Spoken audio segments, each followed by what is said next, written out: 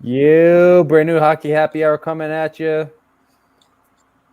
Live reactions tonight. I want to sound a little more excited, but it's the Flyers Islanders with the way the Flyers have been playing. Not that exciting, but we got a lot to talk about tonight. Hoping for some great live action here from the Flyers. So hit that like, hit that subscribe. Never miss anything A2D has to offer. So let's go talk about it.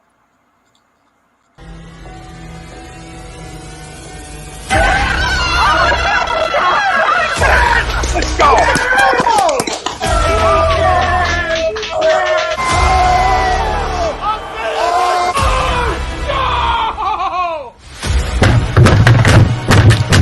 This ain't the fuck like oh, this game he stink!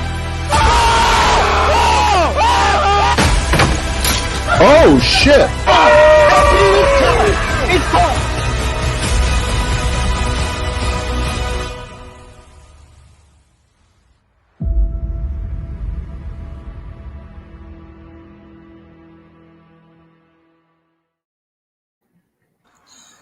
Welcome, ladies and gentlemen, to a brand new edition of the Hockey Happy Hour. I am Matt Tsutsuti, along with the broken one, Rob Povia.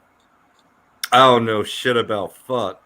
And the Darkwing, who sometimes likes to party with the Hurricanes, Brian Daly. You know, when the cheerleaders show up at your restaurant, you got to try and party with the cheerleaders. What can I say? Yeah. That's way more important than hanging out with the players. Like, the players? Where the fuck are the cheerleaders? That's the only reason I came. The cheerleaders are way more important than the players. Sorry. Not sorry. Welcome, ladies and gentlemen, to a brand new edition of the Hockey Happy Hour. Tonight, we are brought to you by, as always, Body Check Wellness, founded by Mr. Riley Cote. And these products are using with hemp and THC-free products of edibles, gummies, ointments. They are good for focus, clarity, whether you're dieting or you're working on schoolwork or whether you are trying to get into some kind of workout regimen. It's great for things like that to kind of keep you focused and get you up and get you going, basically. And you can use the A2D promo code at the bottom of your screen for 25% off of your order.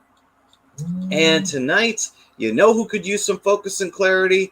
The Flyers. They should pretty much give Riley a call because, goddamn, I wish tonight we were reacting to a better team, but unfortunately, people in hell want ice water too. They don't get it.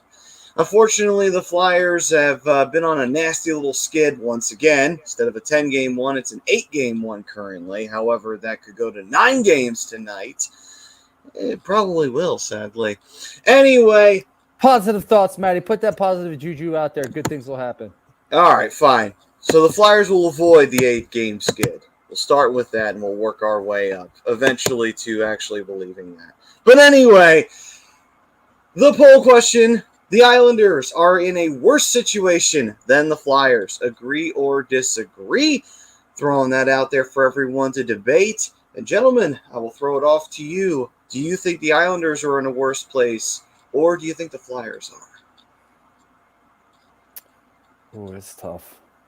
This is tough. Not that tough. I kind of think the Flyers are in a bit of a worse situation right now because they have a roster built to be a playoff team. I mean, so do the Islanders. I mean, they're underachieving just as badly. But the Islanders seem to be putting it together at least a little bit and finding ways to win hockey games. Flyers aren't. This is the second 8 games, possibly the second 8-game skid of their season. Flyers are Flyers are in a worse position right now, I think.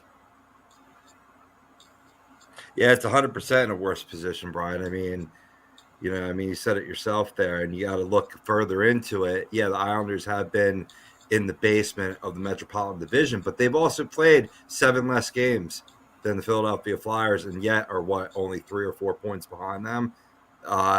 That's setting up for the Islanders for a stronger second half run, with an experienced squad that has been underachieving up to this point. Now, this thing for the Flyers is going on 2+ seasons now. And we've already been screaming on the show that it's time to rebuild. It's time to blow it up somewhere in between. And yet, it's still a little early for them to wave the white flag for the season. but it's getting there. And a back-to-back loss tonight against New York Islanders will be another nail in that coffin for the 21-22 season, would it not? I think it will be. Yeah. You're not taking advantage of a team that's been down on their luck. I mean, hell, the Islanders hadn't even scored in 90 plus minutes for, until yesterday when they got the first goal of the game against the Flyers in the beginning of this home and home. Which, by the way, this was not originally a home and home. The only reason it became one was because of the COVID delay to this game that we're going to be watching tonight. That happened, I believe it was about a month ago or 2 months ago that we were originally supposed to face the Islanders, but it didn't happen. Now they're going to get a whole bunch of the Islanders, more than they would ever want, because they got these 2 games this week, and then they got a game against them next week. And I believe that it is on Tuesday. I believe it's next week's game as well. So we'll be doing 2 live reactions to the Flyers and the Islanders. It'll be like when we were in that playoff series with them. Only difference is that one we were kind of hoping the Flyers could pull the series out of their ass, and they ironically almost did. At least they got it to Game 7. But anyway. So real quick, I was looking at the lineup today just to see what the schedule looked like. It looked like there was a game postponed for the Flyers and the Islanders, which is why they're playing this game today. Is there any truth behind that? Yeah, it was from earlier in the season. Yeah, no. I mean, like it looked like the Flyers was originally supposed to play Detroit, but that game got postponed, and then it looked like the Islanders were scheduled to play somebody else, and that game looked like it was postponed. I could have just been the NHL app being all messed up, but I mean, they needed to reschedule this game, so maybe that opening for the postponement of the Detroit game, maybe that allowed for this date to be slotted in. But yeah, I was thinking. Yeah. Either way, though, I mean, I could understand why the NHL would do it because it's like, all right, it'll just be a home and home when it wasn't originally going to be. So, all right, that's kind of what I was thinking. So we are officially off and running. Let me take a look at some of these. Robert Torgrosa saying LGI. And actually, what does that stand for? I forget. Let's go Islanders. Oh, yeah, sorry. That would explain why I didn't recognize it. Well, you could have just probably figured it out by the New York Islanders logo in his. Listen, I'm not really here right now. So, yeah. And I'm supposed to be the tired one. Come on now. I'm sorry, but the way the Flyers have been playing, it has left me rather unmotivated. I didn't even want to watch yesterday, and there was very good reason why I didn't want to watch yesterday, because of what they fucking did. But obligations, being a Flyers fan, you have to stick with your team even when they're playing like shit. So I did. Do what you got to do, unfortunately, as a fan. Anyway. But welcome to the show, Robert, and we'll see how the Flyers do against the Islanders tonight, and we'll see how the Islanders do against the Flyers tonight. Interesting. They got Provorov and Sanheim paired up on the top D line. Huh. Why is my thing not going? Interesting. Yeah, the lines basically stayed virtually the same as yesterday offensively, but I noticed that as a change defensively speaking, and that's different from the warm-up, I think. In the warm-up, they did have Braun with Proby, so they slide Sanheim up with Provorov, and Braun goes down with York, Yandel, and Ristolainen on the third D pairing. Yeah. It's interesting, but, I mean, it kind of makes sense with what they're doing. I think honestly, they need to shake up a lot of stuff here right now because whatever it is, it's not working. That includes defense. Rich saying, go Flyers, Pove is a crumb, and Ducks suck. Matty Mishaman need an appearance in this very ring real soon. Well, anytime I get the opportunity, man, I will let you know so that I can make an appearance in this very ring. Know that Andy Ritter, professional heel. I love it. Hey, Christ. Cole, unfortunately, we will not be showing the game because of copyright issues, so we can't actually show you the game. And depending upon what fan base you are, you probably don't want to be watching right now because the Islanders just scored. So we're already off to the races. And who scored this one? Looks like it was. Yeah, I didn't see who that was. Whoever the defenseman is number 2. He got the goal. Oh, Salah. So that's his second goal of his NHL career. He got his first one yesterday, both against the Flyers. So he's already very happy to be playing the Flyers in this 2-game stand. I think he'll keep that one. He lost yesterday's, Maddie, I think, to what's his name? I always call him Chickless. That's not his name. Oh, Cizikas? Yeah, thanks, Freddie. Yeah, buddy. Okay. Gotcha. And you're right, because it did just come up on the ESPN, first goal of his career. So either way, though, I'm sure he's very happy to be playing the Flyers right now because he got an assist yesterday and now he's got a goal. Well, the Islanders are continuing what they did yesterday. Simple hockey, get guys in front of the net, shoot from the point. It works, and it's just something that the Flyers seem anemic towards. Yeah, I was going to say Anders Lee was parked right there, and he's a big guy. I like Cam York. He brings a little physicality to it, but there's no way that he's pushing a guy like Anders Lee out of the way so Hart can see that shot, unfortunately. Right. Greg saying, what's up? And he also goes on to say, I hashtag agree to the poll. Even if not, I'm going to deflect blame or worseness to some other team. That's a good thing. That's a very good thing to do. It's Very a total healthy. Greg move. Meanwhile, we got this schmuck Brian Daly flipping off Ritz saying Andy Ritter Ducks are tied for second. Love you, buddy. And I do. That they are. A lot of California teams doing well. That might have a little reference later in the end of the show.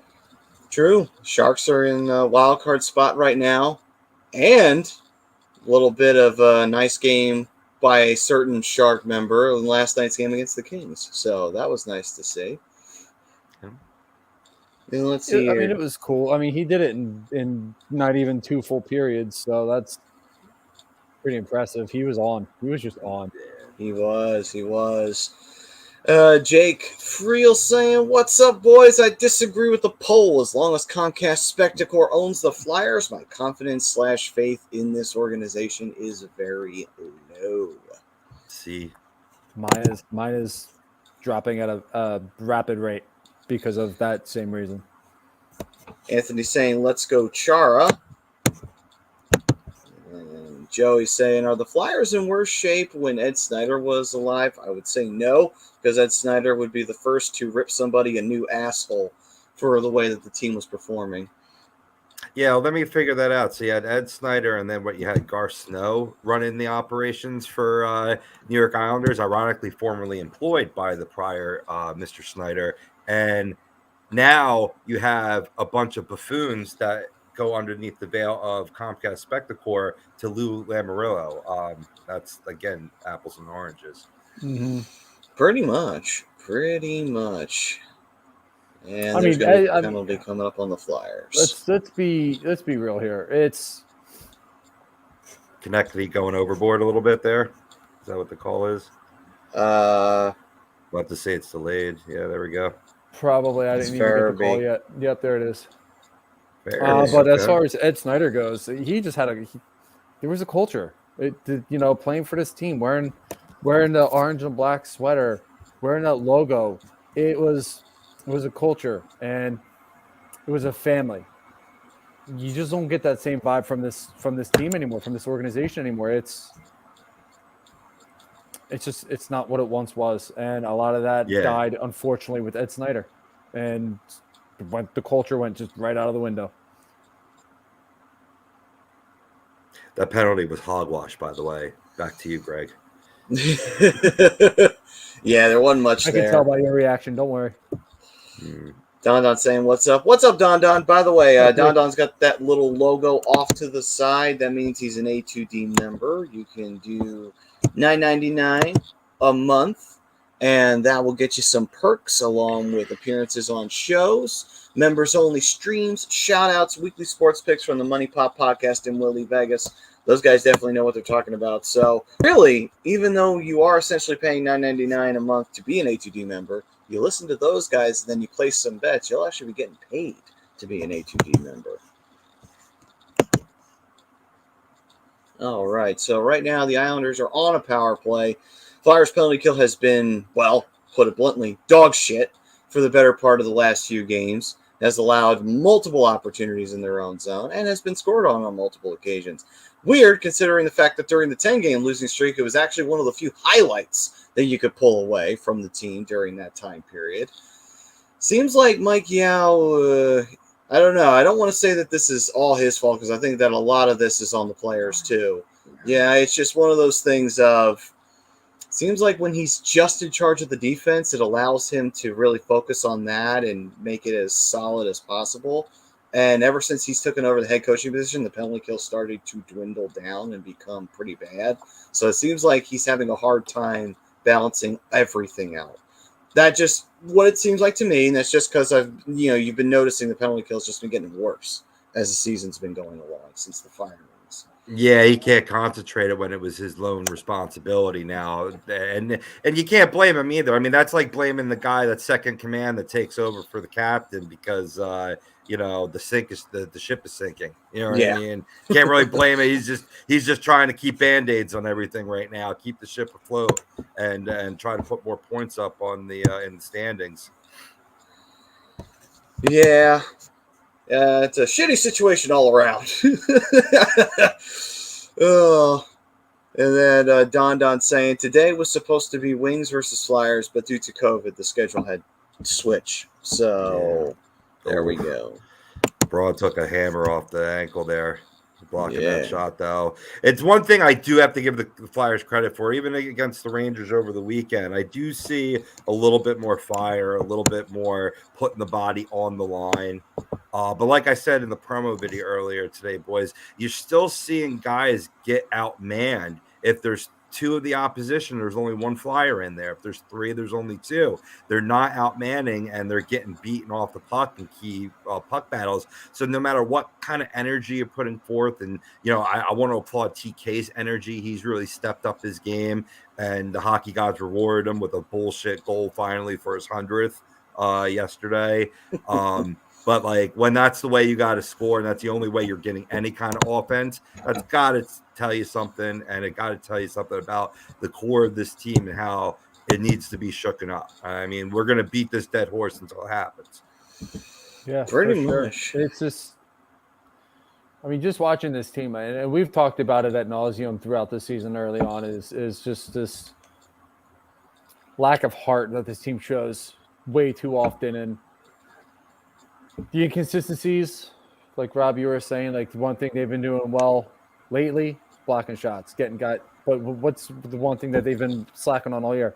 Getting outmanned, getting beaten to pucks, losing puck battles, turnovers in their own zone. It's sloppy play. It's this team, and Eric Stoner has a great question. Eric, welcome to the show. Appreciate you. Fletcher has to go soon, but who do we need as a GM to right this mess? And to me, and we talked about this last week, and I know, Eric, unfortunately, you weren't with us last week. We're glad to have you this week. This ship is going to be where it is as long as the ownership is Comcast Spectacor. That's the problem. And I was saying, just like I was saying a couple minutes ago, there's no culture left. It's not what it once was. And I think as long as Spectacor owns this team, it's going to be a while before we see that culture back and that pride of wearing a Flyers sweater. It's just not what it was. And you can see it in the way they play. But again, that's just my take. Oops. No, you're not wrong, man. I mean, it's tough. I mean, like, you're going to have any X guy in there, and Chuck's doing it, the best job he can. I mean, he tried to address the issues with this team, but the issues were bigger than what cap salary was allotted. I mean, you're talking about a team that so far tonight, in about 8.5 minutes of play, have had 50 seconds of offensive zone presence. It's like, I think really Chuck will be judged by where he goes from here. Like, do you make the smart moves? Dishing away players, trying to build for the future for this team, because there's still we're seeing a lot of solid pieces out of the youth coming up, like Joel Farabee that went in the box earlier, unfortunately, but has been playing all around great hockey. Cam York, who much to our prediction, has gotten this opportunity to come up while the Flyers were going through health and safety protocols, and is keeping his presence here because he's arguably been one of the better offensive defensemen on this team since he's been called up. He's just been overall one of the better defensemen since he's been called up. He's ready. Yeah. There's a good scoring opportunity there by Zach McGowan. I will say that the only way I could ever see them fixing this problem with a GM would be if that GM was given that old saying, complete autonomy, meaning that they were allowed to do like they own the team. They were allowed to run it the way that they needed to run it, meaning that they took the players they wanted out of the draft without any bullshit, without any interruptions. They were allowed to get the coaches that they wanted to develop that young talent. And they were able to bond with that talent just as much as Ed Snyder tried to bond with the team as well anytime that there were new players coming to town.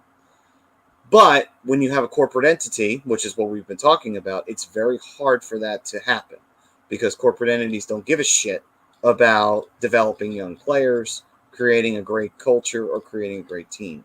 The only thing they give a shit about is the bottom line, as most corporations do. And ask anyone who works for Comcast, and I have a family member that works for Comcast, that's all they ever give a shit about. So the thing is that when you look at it from that angle, when you look at it, that's the frustrating part. That's the only way you turn this around when it comes to that situation. You have to have someone who can run the team like they own the team. But when you've got a corporate overlords, it's very, very hard for that kind of freedom to be given because they don't like that kind of freedom being given to anybody. Unless that person kissed the right ass, very rarely does that happen in the end of the day. Unfortunately, it's true, and it's in everything. It's, I work for a corporate restaurant, so it's the same thing. It's they're worried about the bottom line. They worry about saving money wherever they can. It's a similar situation here. I mean, it's more than just owning an organization should be more than just a bottom line. Yeah. And the teams that you are seeing succeed are the teams that have ownership, that build a culture. Mm-hmm. Teams that don't necessarily always draft well, but know what they need and give the GM freedom to do what they need to do to make the team a winning team. Because let's be real, boys. Sometimes in order to make money, you got to spend money. Yeah. And if you put a good quality product out on the ice, you're going to make some money off of that. If you don't, you're not going to make the money off of it. And as long as, like I'm saying, like I know the Flyers aren't the only ones, but as long as these, and hopefully this isn't the start of the trend that we're seeing here is corporations taking over. But as long as corporations own these hockey teams, they're going to have the ultimate control. And then on top of it all, you still have the boys club here. The boys club has been problem numero uno for years. And there's a reason why Ron Hextall got booted. But I steal your point? No. They were just showing some dude with a mohawk and face paint. I'm like, that's my homie right there. That's how I rock games. Like, as bad as the team's playing right now, coming out as a fan and still presenting that energy and positive vibes is the only way we as fans can turn this thing around. You know what I mean? Give some positive juju to the players. You know what I mean? And maybe they could, pull a 180 on us, I mean, this has been a streaky. You had that 10-game losing streak, the aforementioned one that Maddie just gave. Then you had a 7-game point streak, followed by now an 8-game win the streak. So, maybe you could pop off a 10-gamer, you know what I mean, and try to turn this around come after the All-Star break. Because, I mean, I've been too negative of a Nancy this show, and I do have to go back to my peaches and cream. Nice. Rebound goal. Yeah, rebound goal for Joel Farabee in a tied hockey game. Wow, am I really that far behind again? I am that far behind. Yeah. Shot was saved by Varlamov, and then it comes right out to Faraby's stick. And finally, see, it was the same thing with Lindblom against the Rangers. Finally, somebody's there to take advantage of those juicy rebounds, because how many times have they had shots go off the goalie's pads and no one's there to put it into the wide open net? Yeah, I mean, he's been playing well around the net. I mean, Cam Atkinson has brought that presence too, and eventually, if you can get Wade Allison infused in this lineup, something we saw him have a real good nose for the net. That's the future right there. I mean, specifically more so Farabee and Allison, Atkinson being a little bit older, but still showing him the ways of hanging around that net. Good things are going to happen. Oh, hold on. They are reviewing this, and I'm not sure what they're reviewing it for. Probably goaltender interference or offsides. It would be one of my two guesses. I haven't gotten a chance to look yet. Offsides, they're checking for. Yeah, I would have to assume it would have been offsides because it didn't look like any kind of interference. So, all right, we'll have to wait and see. So we'll see if this goal gets ripped away from the Flyers. And if it does, the momentum will go right back to the Islanders, because when you get a goal ripped away from you, it is a nasty knife right into the heart. Which, I get why they put it in place, though, so I can't really argue against the decision for reviews. It doesn't look offsides to me. Oh, wait a minute. No, now I see where the puck is. Okay, hold on. Oh, shit. Actually, no, this might come back. Oh, boy. Oh, shit. Yeah, that might actually come back. Yeah, see, what I'm looking for is contact with the ice. See, new this year, just a reminder that you can have that stick, that back skate off the ice, but as long as it's parallel with the blue line, you're on sides. But I think you see the blade of his left foot on the ice with white in between it to the blue line, whereas the full length of the puck is not over the line. Yeah, because it has to be the full puck over the line, right? Like before you can go in, right? It's not like just a piece of the puck like it is with the goal line for a goal. Like you actually have to have the full puck over while you're still on sides. Yeah, I'm think asking. that's it. Yeah, I think that's coming back, though. They did.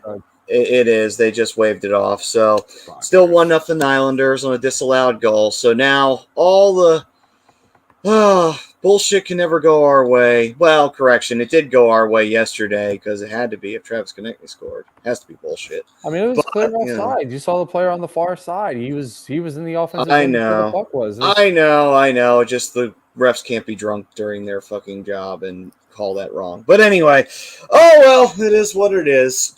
Actually, they're usually drunk anyway because, we saw that penalty call earlier. That was nothing. But anyway, so back to it. Just have to dig and go get another one. That's all. Yeah, but this is a Flyers team that doesn't do that. So, well, it is what it is. They're showing a nice guy here for the Flyers, 2-16-2 when the opponent scores first this year. I mean, not many teams do have a great record when the opponent scores first, but that's, absolutely horrendous. Yeah. Chuck's saying, gentlemen, what's good? What's up, Chucks?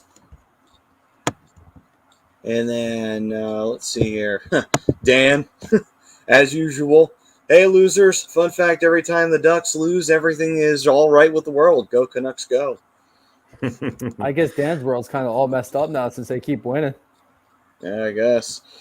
I don't know. Yeah, I was taking a look at the standings overall today in preparation for tonight's show, and couldn't help to see that the Canucks are in a similar boat as us here in Philadelphia.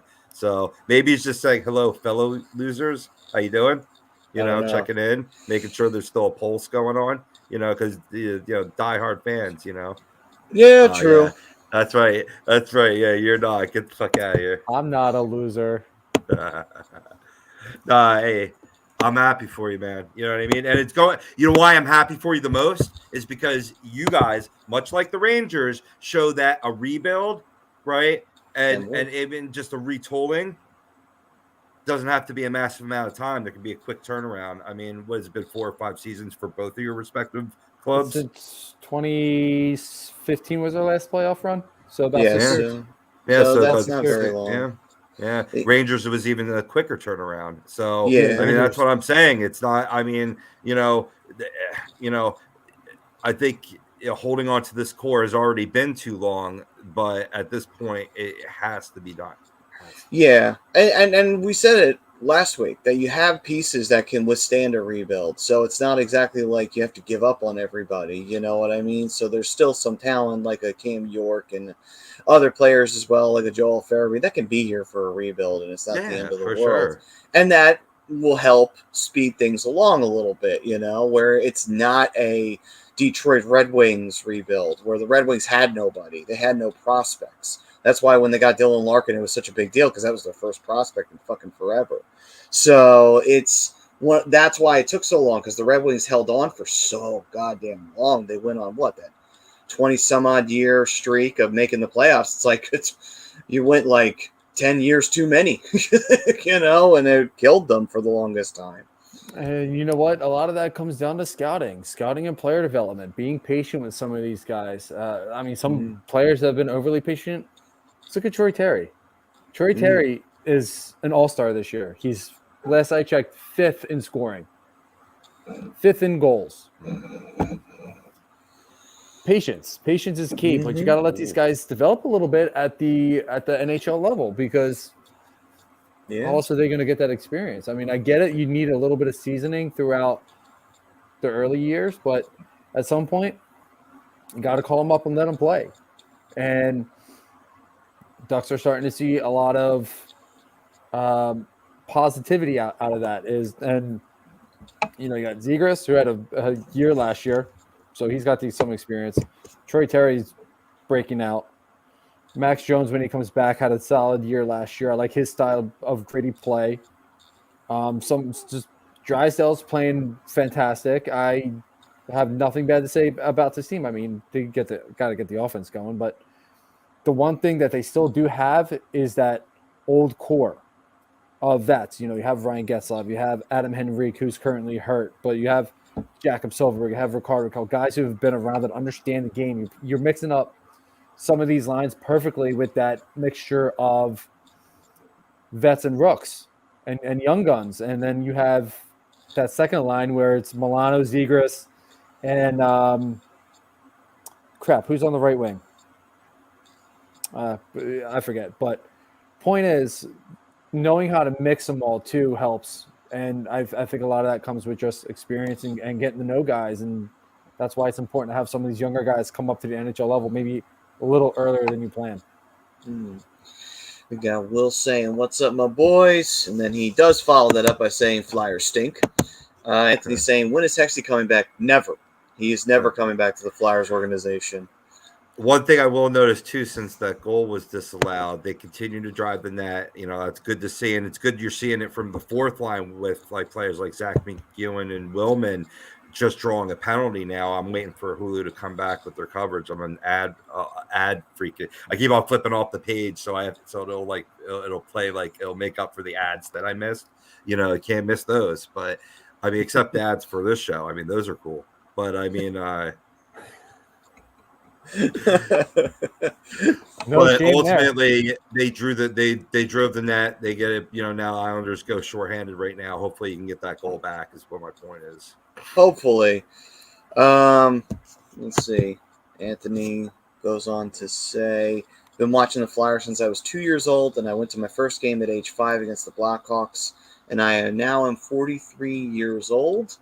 And covered there by Varlamov. And he says, "I used to watch hockey from start to end, and I used to enjoy the game from start to finish. Now I get bored easily watching it because it looks like I'm watching figure skating." Well, I mean, to a point there, I mean, when you take the physicality out, and I mean, it does keep players safer. And I mean, ultimately, that's what we're trying to do here, trying to evolve like all sports in that regard, less long-term injury, less risk for CTE and so forth. But you take out some. I mean, they were even saying before how a key fight like McEwen drew the other day that could really change a game around. You're missing that element more, and I could see what they're saying. I often find myself doing two things at once while, you know what I mean? I'll be paying attention to key plays, but I might have something up on my computer that I'm checking out while I have the game on. There we go. That one will count. Off the backboards, and a weird one goes in, and it's JVR who's going to get it. Hanging out in his office. Dirty but good. Yep, took a weird bounce, wound up right under Varlamov, and Van Riemsdyk just popped it through his 5-hole. I don't know if that's Van Riemsdyk's. I got to see the replay. He's very. I don't know if that It ever seems made it like back he out. digs at it. Yeah, he digs at it. Yeah, there it is. Yeah, he got it right on his stick, and it put it right through the 5-hole. All right, so that's his 10th goal of the season. And now the Flyers finally have a 1-1 tie. So at least the refs can't disallow this one. Go get him, Matty. Fuck you, refs. Yeah, get the refs for doing their job when the player was clearly. How off. dare they? Come How on, dare Matty. you do your job, refs? Come How on, dare Matty. you? The Don't refs you have know been the Flyers terrible. need 2 points? The refs have been terrible the past 2 nights. The Ranger game and last night's Islander game, terrible. The refs were horrible in the NFL this weekend. Horrible. I mean, Robbie, we've talked about this plenty of times, man. It's not. It's everywhere. They don't have to do their job as well because now they got replay. Yeah. Don saying, so that's why Arizona looks crappy? No, Arizona is just a poorly ran organization. They've been that way since they went to Arizona. Should have stayed in Winnipeg after all. They replaced them. Yeah, at least in Winnipeg, if you were still a poorly ran organization, at least you could draw.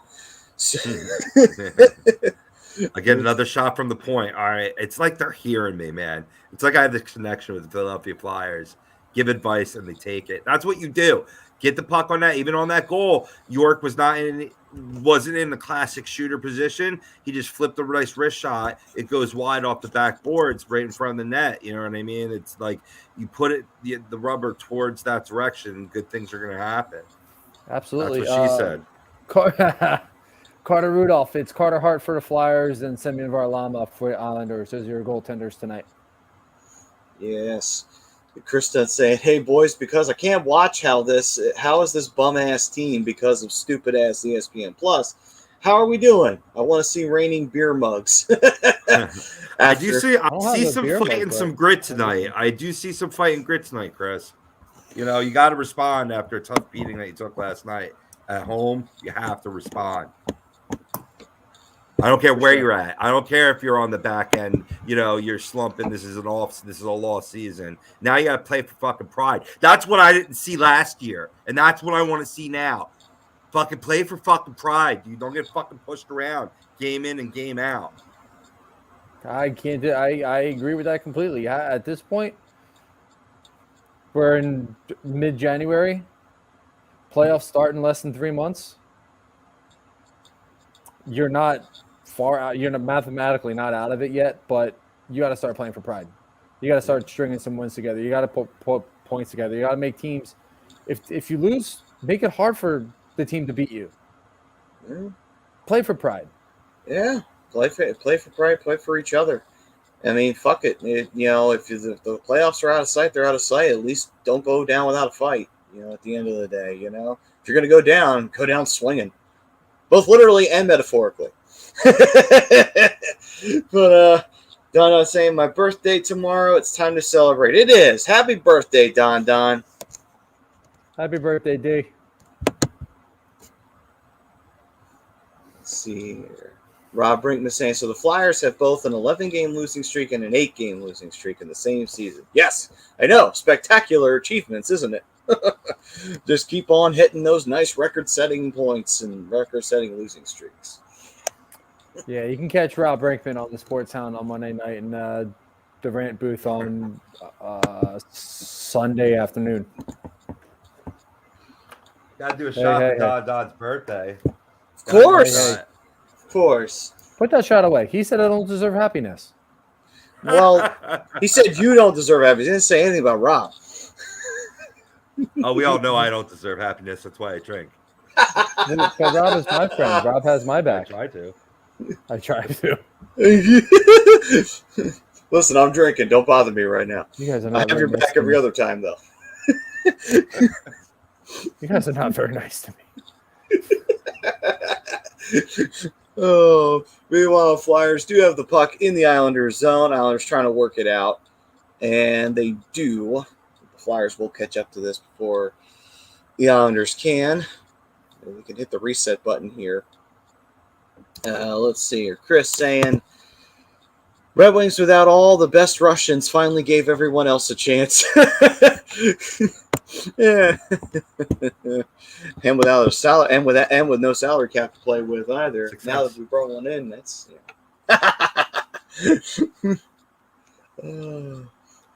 Let's see, Ted. We've had patience since we lost the Hawks in the finals. I think even longer than that, unfortunately. I think the patience has been there since 70 freaking 6. It's just been a tough wait. It's been a very tough wait. Ted saying Hexy should be sent in a rocket to the sun for what he did to this franchise. Actually, I think it goes deeper than that.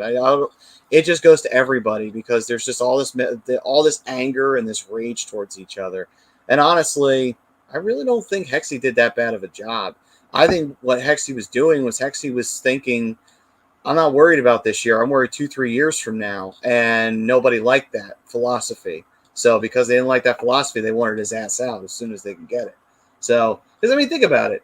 When you really think about it, Hackstool as coach was not going to be competitive for a cup, but a lot of the younger players that we had at the time were playing well. Coots was starting to find his game again. Konecny actually had a great season under him. You know, it's like, call me crazy. I don't think he had Hack here to compete for a cup or to be a dominant team. He just wanted to develop the young talent. He was looking at this 2-3 years down the line from now. He wasn't looking at this from the let's win now mentality. Holmgren and Clark didn't like that.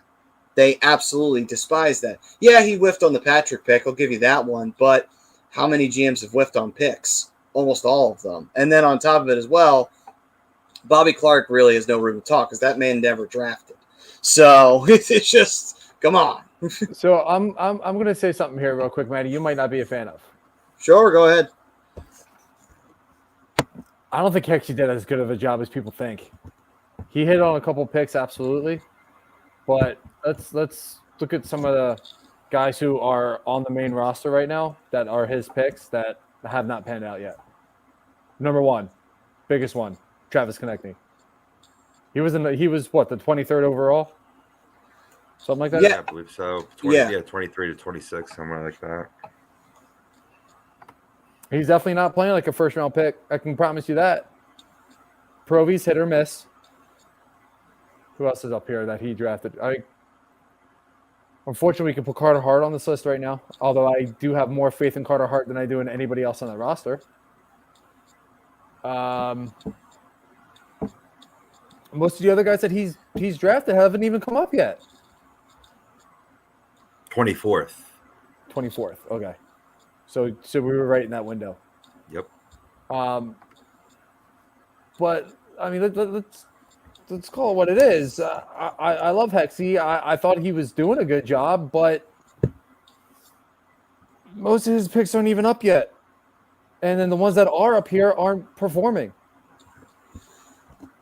Well, again, I put a lot of that on the emphasis of the fact that they changed coaches. They changed the whole layout of the system. And then they decided, you know what, we're just going to pull the chute on this rebuild here, this retool here. And no shock, after Lane Vigneault took over, they had said before he didn't have a great history with young players. Turns out he doesn't have a good history with young players. Konechny's game went down the tubes. A lot of players went down the tubes after he showed up. So, I mean, not all of it. Not all of it's on him. There is something to be held for the players because there are players that should have responded better than they did. And I'm not taking it all away from Konechny because Konechny should have responded better than that. And it goes to show that Konechny can handle a big change. That's a big deal, and I can't deny that. But at the same time, it seemed like his game was fine, and then all of a sudden it falls off. Might be because of a change of system. Because I bet you if he goes somewhere else, he'll probably start lighting the lamp up. I'll bet you it'll turn out like, oh, yeah, there it is. I don't want to be that guy that's sitting here putting that negative energy out there because it's not who I am, but it's time to start questioning some of these moves. Kevin Haig never panned out here. He's not playing that well in Buffalo. Travis Sanheim is another guy who was drafted by Hextall that hasn't hasn't found his game yet. How many more guys do we have to go through? His player development, his scouting development, maybe it wasn't as good as we thought it was. Could have been. Could it be the system that Hack's running, that AV's running? Maybe. But at some point, these guys have to step up. I've seen Provy step up, so I'm not going to lay into him too bad. He has had some good seasons under his belt. TK has one. Maybe two. I'll give him two. Everyone else, I'm still waiting. How much longer do we have to wait to see these guys finally take a step? I'm all about being patient and watching these guys develop, but these guys are past that point. These guys have been in the NHL long enough that we should know what kind of player that they are. And to me right now, they're showing me that they're average or below average. Just me. So for me, again, saying I thought everything that we did with Hextall is failure. Because we're no better, but we're not any worse. Stuck in that same mediocre hockey.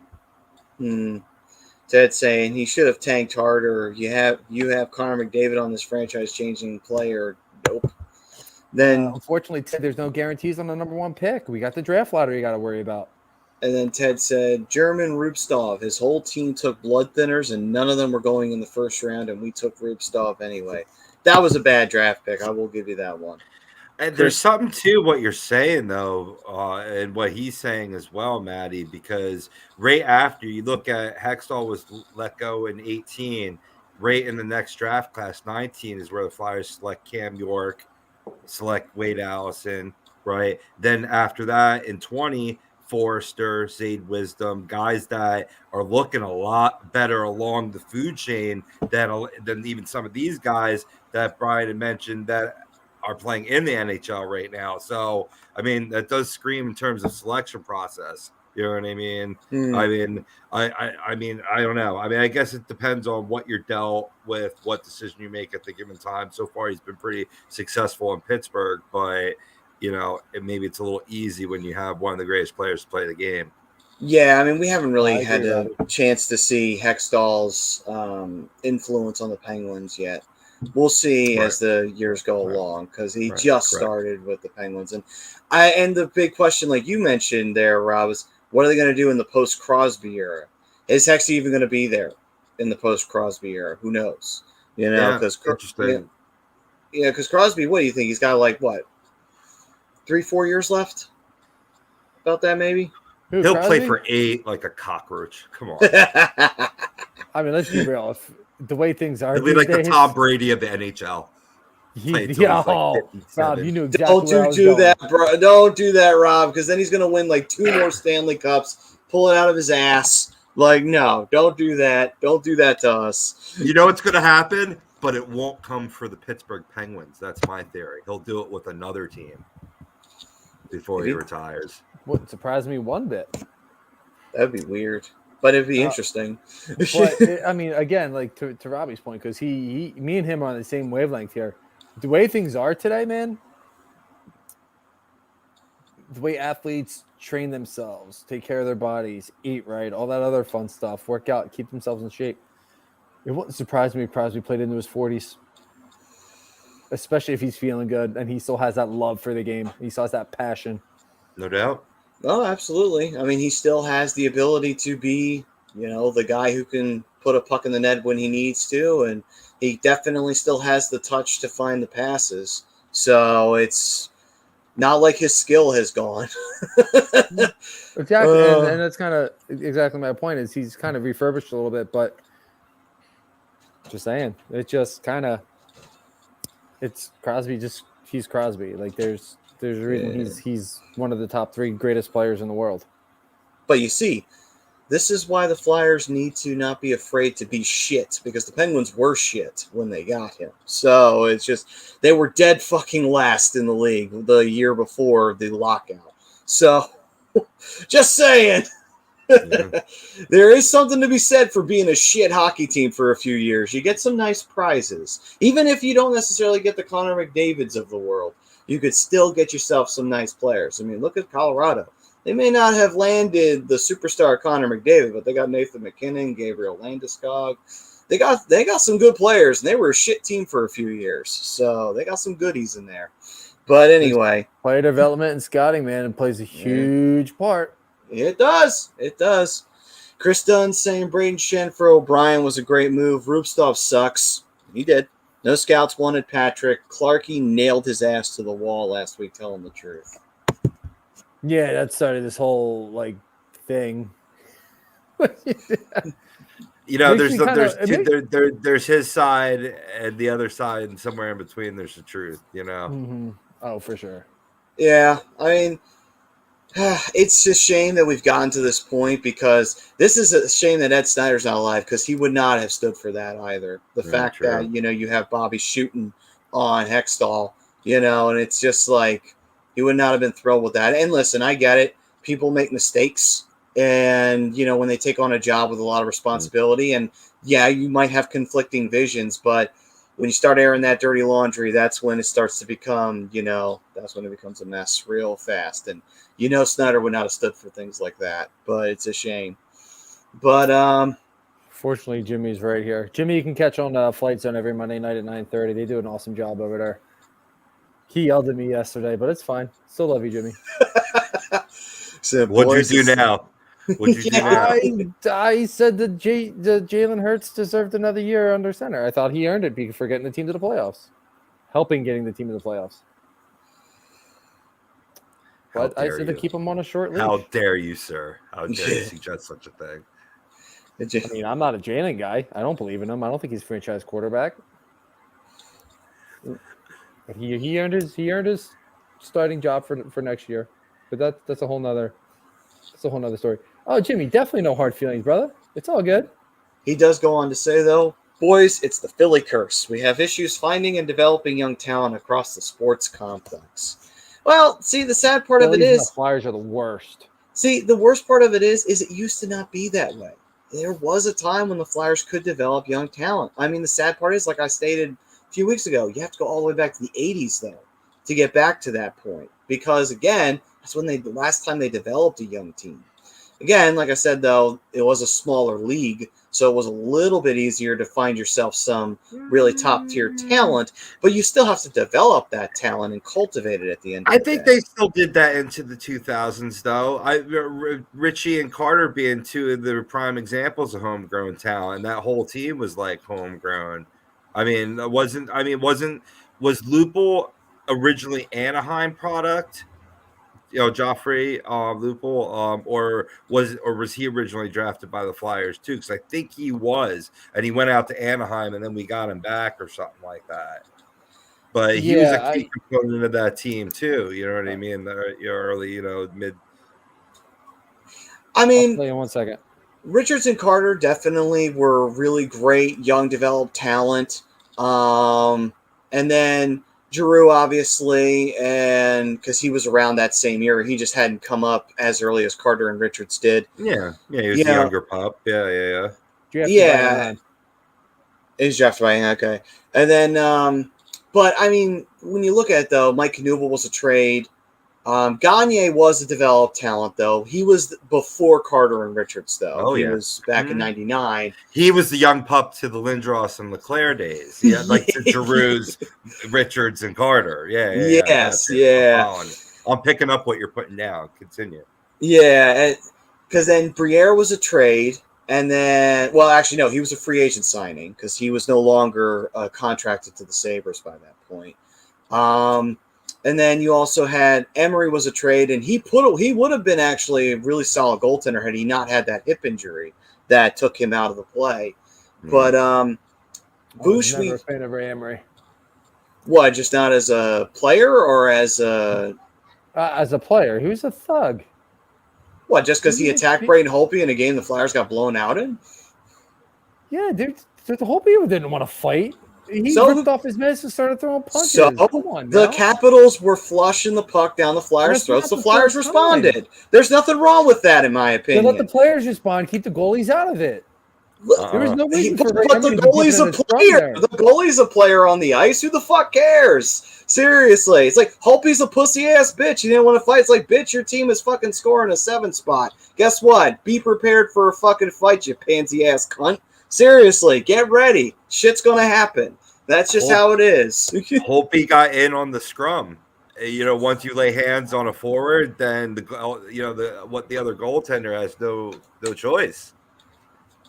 Yeah, he had a choice. Ray Emery didn't give him a choice either. Correct. So it's not. I mean, come on. What do you mean? So let's jump on somebody. Oh, who the hell? It's a fucking hockey game, and you're already lost. Who the fuck cares? Who gives a shit? Man. There's one way to handle it. I'm saying Ray Emery didn't handle it right. That's all I'm saying. I'm saying he handled it the way a Flyer should handle it, in my opinion, honestly. I mean, it's not like they were in the game anymore at that point. Who gives a shit? It's like, all right, fuck it. Well, when you're ripping a guy's helmet off and then you start throwing punches at him, it's one thing if they both took off their gear and squared up, then I'd be fine. But when you're ripping another guy's helmet off and then you start throwing punches at him before he can even do anything about it, stop it. And Ted does bring up a good point. Emery's dead. Can we keep it civil? Yes. Emery is passed away. May he rest in peace. So that's what I was about to say. I was like, don't you speak ill of the dead there, Sarah Jessica Parker. I'm not speaking ill of him. He was a great guy off the ice. It's just on the ice, he was a thug. You can be critical of anyone, past, present, or future. No doubt about it. But that's just how you do in hockey. If I can jump you where your jersey's still around your arms, I'm going to do it. Sorry. I mean, but how many times? Sorry, I'm not sorry. Would you call out? It's been okay. Where both goalies were just like, all right, let's go. Would you call out Jiggy for it? Would you call out, would you call out Gibby for it? Or would you say, this game was lost, so who cares? Arlene, DirecTV, I don't know. The game is on ESPN Plus and Hulu, so it's on the 2 streaming channels. In case anybody's wondering, it is 1-1 at the end of the first period. Ted, Sarah, you called the passed away man a thug. Yeah, I did, because he was on the ice. Chris, the greatest trade in Flyers history was the Recchi trade. Desjardins, Leclerc, Dion, I think. Emery should have... What does that mean? Fucked him up? The greatest trade in Flyers history was the Recchi trade. Desjardins, Leclerc, and... what does FD mean? Does he mean FD? Fucked up. Yeah, right? Fucked him up twice. Yeah, that's what I thought. Or FanDuel. Twice. Sometimes FD always signifies FanDuel to me, but I'm a degenerate. Yeah, but I'm a degenerate with a ring though. Chris saying you put the pads on, you're susceptible to getting your ass kicked. That's true. I don't disagree, but in the same breath, it's one thing to actually square up and be a man about it, and then there's another one to jump somebody and be a pussy about it. Well, actually, that says less about Holtby, really, because he didn't square up and be a man about it. If he was getting involved in the scrum and then he tried to shy away from a fight, it's like, well, you did get involved, and now you're going to get your ass kicked for it. It's like, well, that's on you for being a pussy and not wanting to fight. It's like, that's on your... I don't remember the scrum exactly, but are you sure he wasn't trying to pull his guys off of the other guys? I'm just saying. I don't remember the scrum exactly, but I remember him getting jumped. Done. All right, ladies, go to your corner. All right. Time that he did it either. All right, Ted's calling it. All right. How about I take a little shift from one past thug to one present thug who's been absolutely clearing the porch and laying people out like one Mr. Martin from New York last game, Rasmus Ristolainen. Apparently, Maddie, his name has been coming up in terms of potential trade talk as he's developed to be an asset, one of the few for the Flyers. Are you guys moving him or are you holding him? Well, how old is Ristolainen at this point? 27, I believe.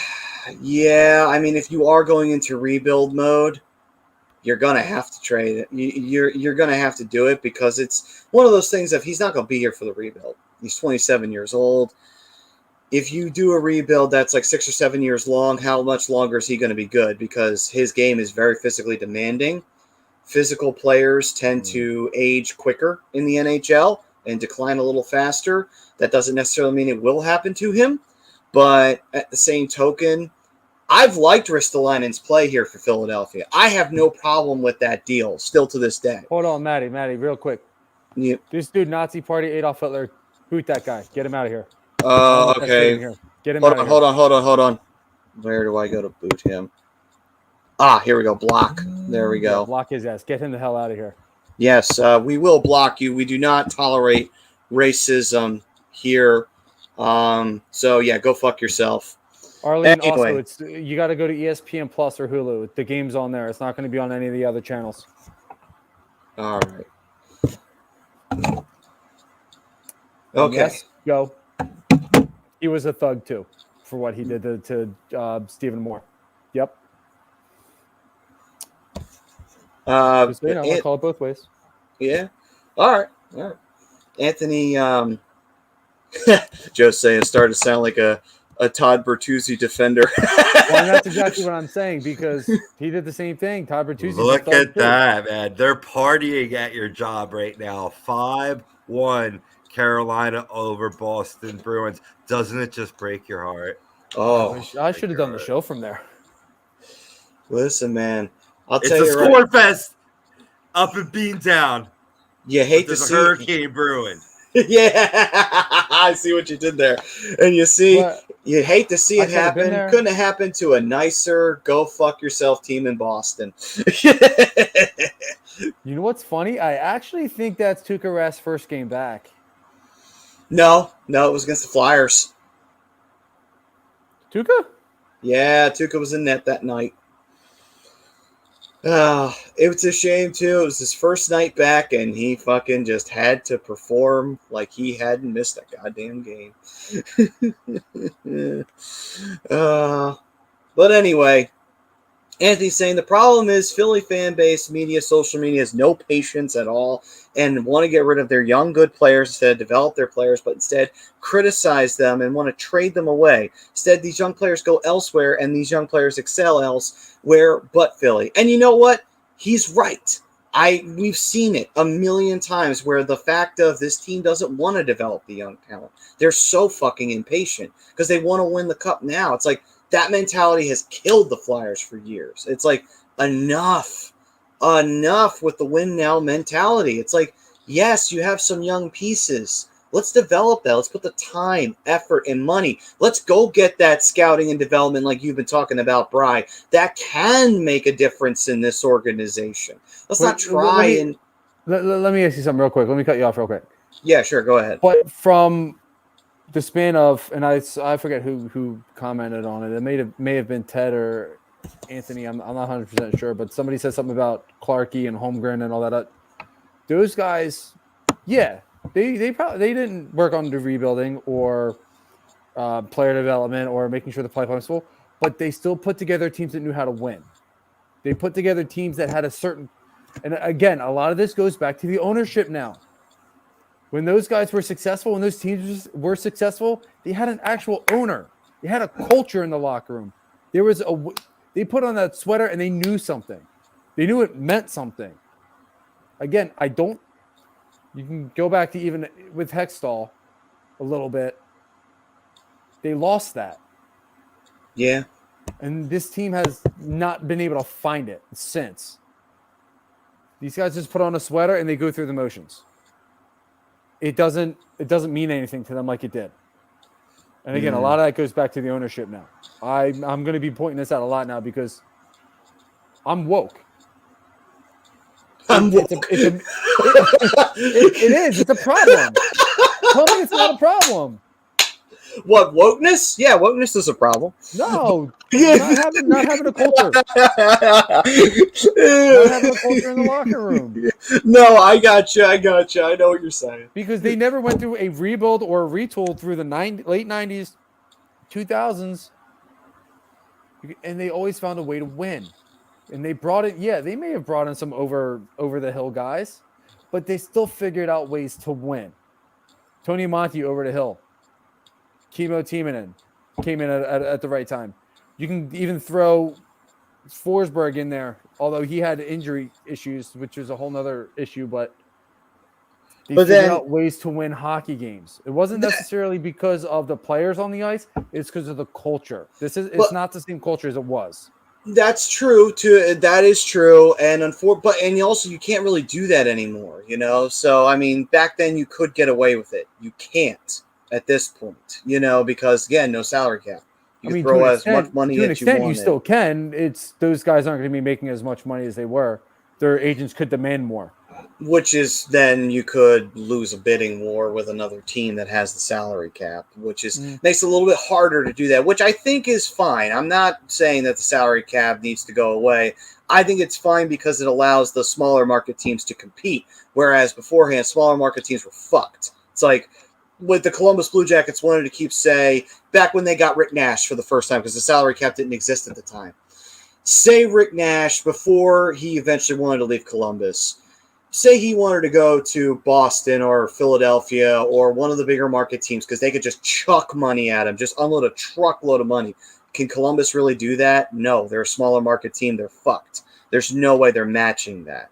So, yeah, Rick Nash going there if he wanted the money. He didn't. He stayed loyal to Columbus probably a little too long. I got to give him credit for that, though. He got paid. He got paid by the Blue Jackets, though, to stay there for a while.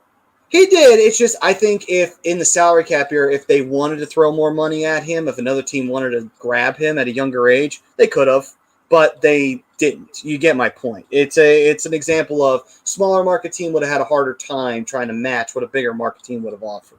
Just because of the fact that you had no spending limit. You could do whatever the fuck you wanted.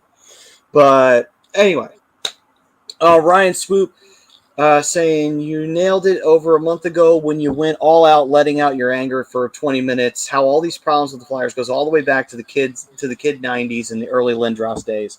All the trades, trading draft picks for vets. Most of the teams were having to be filled with vets rather than low amount of vets. To mostly be the speakers and outspoken and leaders to the young guys, and lots of the young guys to be the high scoring and stat guys. I mean, Rye's not wrong. You did nail that. Thank you. But, I mean, I think the problem is, too, is that, have the Flyers tried to change their mentality? I can't say that they haven't been trying to change their mentality. They've been trying in some aspects. They were trying to draft younger players. The problem was, from what we've been hearing now, they had very conflicting views on how they wanted to do that. And unfortunately, you could try to rebuild all you want. When you got conflicting views in your organization at the very top, you are fucked before you even get started. Because it's like how you've cornholed it before you even had a chance to remotely draft a player because you have an argument between each other, between GM, advisor, board. Everyone is pissed off at each other. It's like this rebuild's screwed before it even gets going. It's like because no one's agreeing and no one's on the same page. That's not good. That is not good. There's no way to have success that way. Which is, again, another thing that the Flyers will really have to work on is if they're going to do this rebuild, they need to get on the same page. Everyone, from the GM all the way down to the guy selling the goddamn water in the concession stand. Everyone needs to be on the same fucking page here and have the same plan moving forward. Because if you don't have the same plan and you're having conflicts with each other, the rebuild's screwed before it even begins. So if we're going down that route, this time everyone's got to get on the same goddamn page. And not to say you can't criticize anyone in the sense of, I don't know if that pick's going to work out. You can still have your opinion and still say, I'm not sure about that. But in the end, guys still be united at the end of the day. And guys still have that clear-cut vision of, this is what we're aiming for in the future. Don't yes-men it, but at the same time, be strong, be united, be concise, and be decisive on where you're going. Flyers on the power play. All right. Game on. Sorry, got carried away there. Sorry about that. I mean, I like that good first possession on the power play. They had some good puck movement, and Atkinson had a good lane for the shot. Just unfortunately, Varlamov saw it the whole way. And Ted saying, if we trade Risto, isn't the GM admitting to a failure, saying he wasted our first rounder? Depends on what you yeah, get back.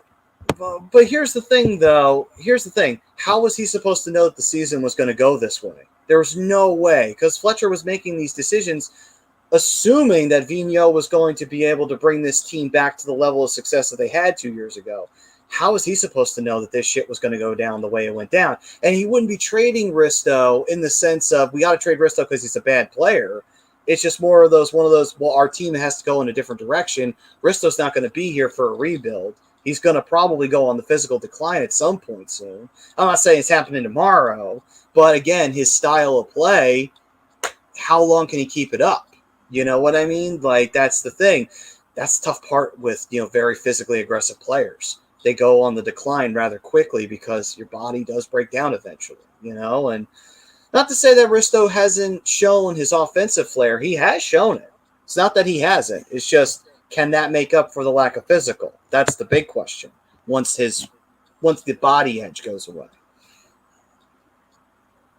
Flyers have Yeah, I had want maintained to address possession. something Teddy's thrown out verbally rather than writing back to him on that comment that he goes on about just re-signing Coots. I wouldn't be interested in that, man. I would actually be willing to let Coots walk because as good as I like what his game can be in terms of that strong two-way play, 200-foot play, this city needs more aggression. It needs a different build of team. And I think I would rather just build around the young guys. The guys that are 1-2 year players and are still down the Phantoms. You know what I mean? And I mean, I think you're basically, you have Coots signed with an extension anyway, so you wouldn't have to re-sign him. He just signed that lengthy extension, so that's why you might have trouble moving him the most. You know what I mean? Unless he turns his game around. In terms of another team potentially taking on that contract. So I think Coots will inherently stick around vis-a-vis, but I wouldn't particularly want to side with him. I would want to build around Joel Farabee and Wade Allison and Cam York on this team moving forward. You know what I mean? Like, as a core, I even said last week that I'd be willing to hear offers for Provorov.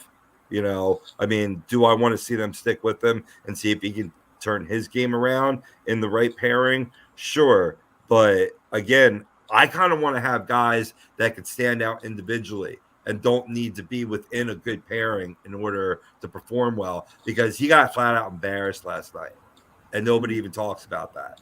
And you know what I'm talking. I think it was at least either the second Islander goal where he just got spun around going the opposite way and got beat like a random mule. Like too much of that shit happens for a guy that, again, to Brian's earlier point, was a high draft pick. I'm not sure if he was a Hextall pick, but he may have No. been. He was not. With Couturier? No, Provorov. Oh, I'm sorry. Yes, Provy is a Hextall pick. My bad.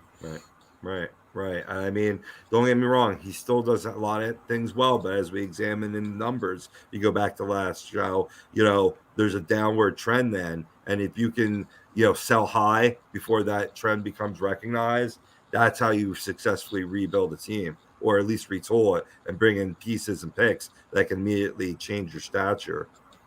Couldn't agree more. I couldn't agree with Joey anymore either. Right now, Zach McEwen is the best player on this roster. Yeah, dude. It's just the fire, man. I guarantee you, he listens to Eye of the Tiger before every fucking hockey game, dude, because that's all he does, dude.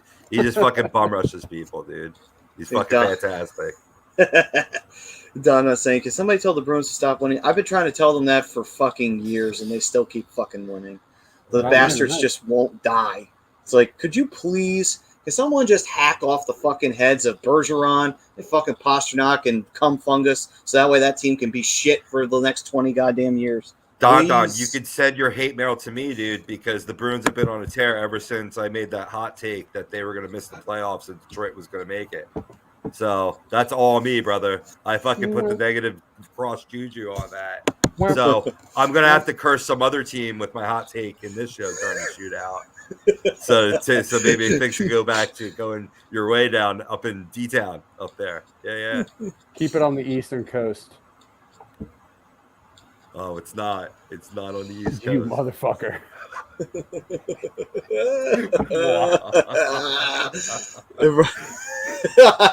soon as he said it, I knew where to say. I knew where he was going. I'm like, Some bitch. Some bitch. Maddie, you're not safe from this prediction either. Fuck you, I'm Maddie. sure.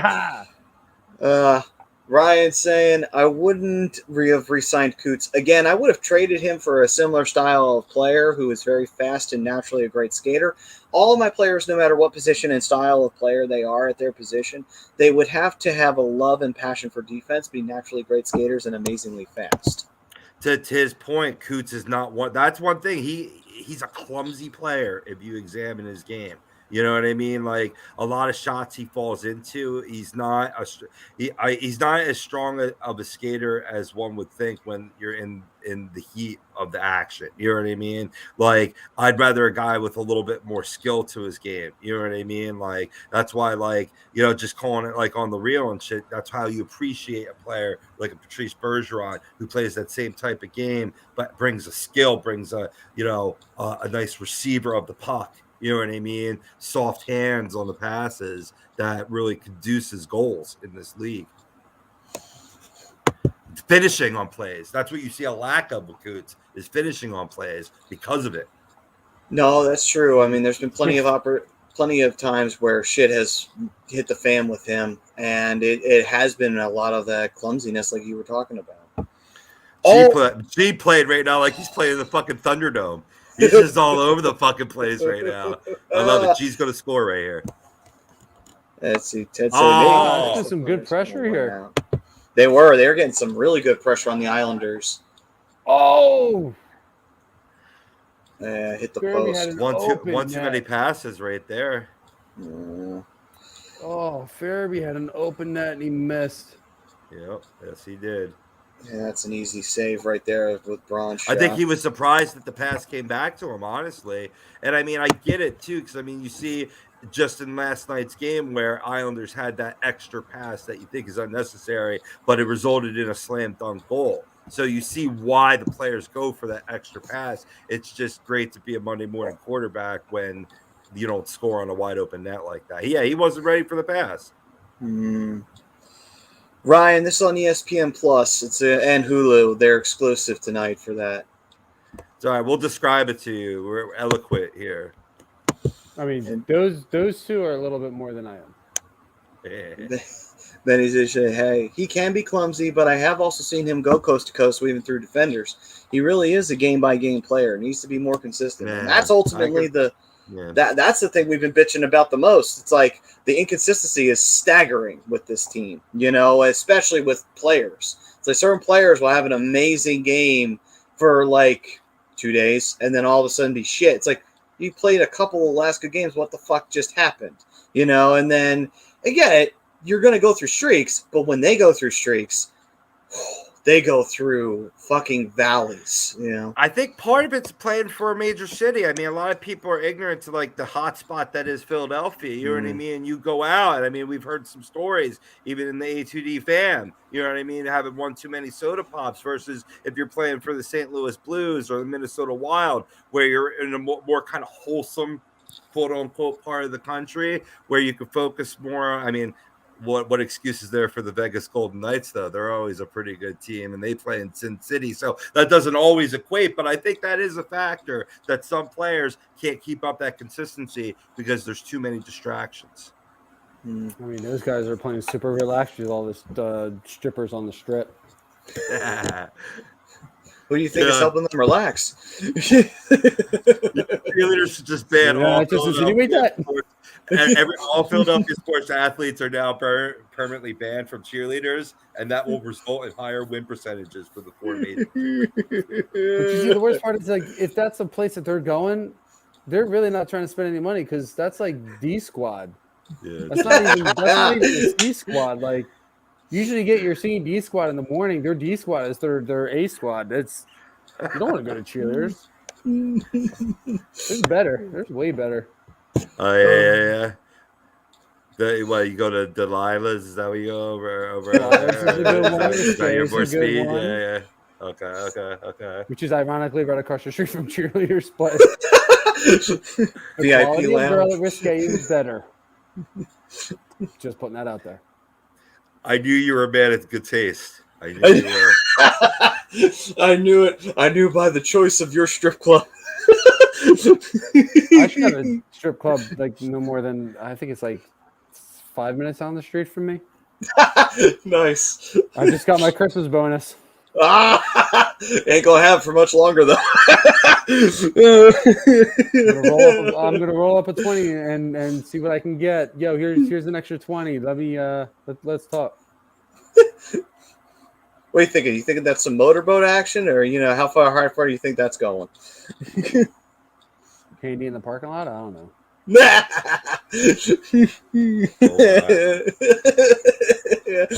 Wishful thinking. Yeah. Luis, the game is on now. They're about midway through the second period. Oh, let's see here. Chris saying Coots is soft, always gets hurt in the playoffs. No muscle like the rest of the team. Who the hell is the conditioning coach? Some fucking bum they got off the street, obviously. Joe. No, He's been I'm with the not team blaming for a long conditioning time, coach. though. I forget his name off the hand, though. He's been with the team for a Jim long McCrossan. time. Yeah, there you go. I don't blame the conditioning coaches or anything. I blame these players. Yeah, I mean, you can only do so much as a coach. It's like, the players have to want to do it.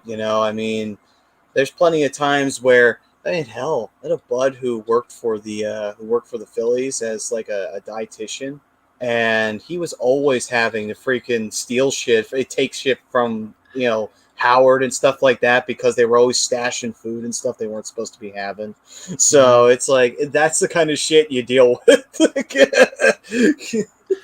I mean, two things I'll say real quick, though, is that when you hear the same voice for so long, it stops motivating you to a degree. Sometimes you need the new general in there cracking the whip, so to speak, and really getting the boys in a stronger shape. And number two tonight, I'm like what I'm seeing here so far midway through in this game. Flyers out shooting Islanders 20-10 right now. A little bit more controlling the pace here, especially in the second period, which has been a bugaboo for Philadelphia. Yeah, I was thinking the same thing. They've been spending a lot more time in the Islanders zone. They're getting better scoring chances. They're not having as many rush chances. They're actually sustained offensive pressure, which is something that they didn't really show much of in the first period. As somebody just tripped over something. Who was that? Who's 71? Willem? Tripping over nothing, just falling backwards. Right. Hey, Mr. Brodo chiming in saying, just wanted to drop in here and give you guys a ton of credit for continuously coming on each week and displaying your full passion to the Flyers/NHL, even during these tough times for the team. Well, thank you, Mr. Brodo. Especially with all these Appreciate it, Brodo. Fantasy championships around. Yeah, baby. 75% of the NHL players in the league right now have been diagnosed with COVID. Damn. 75%. That's crazy to think about how I don't even think it was that high last year. Yeah, no shit. Like, geez. Well said, Joe. It was I'm not even going to get into it. Patrick Supina says price to Philly. That's a lot of money. What are you giving up to bring in his cap hit?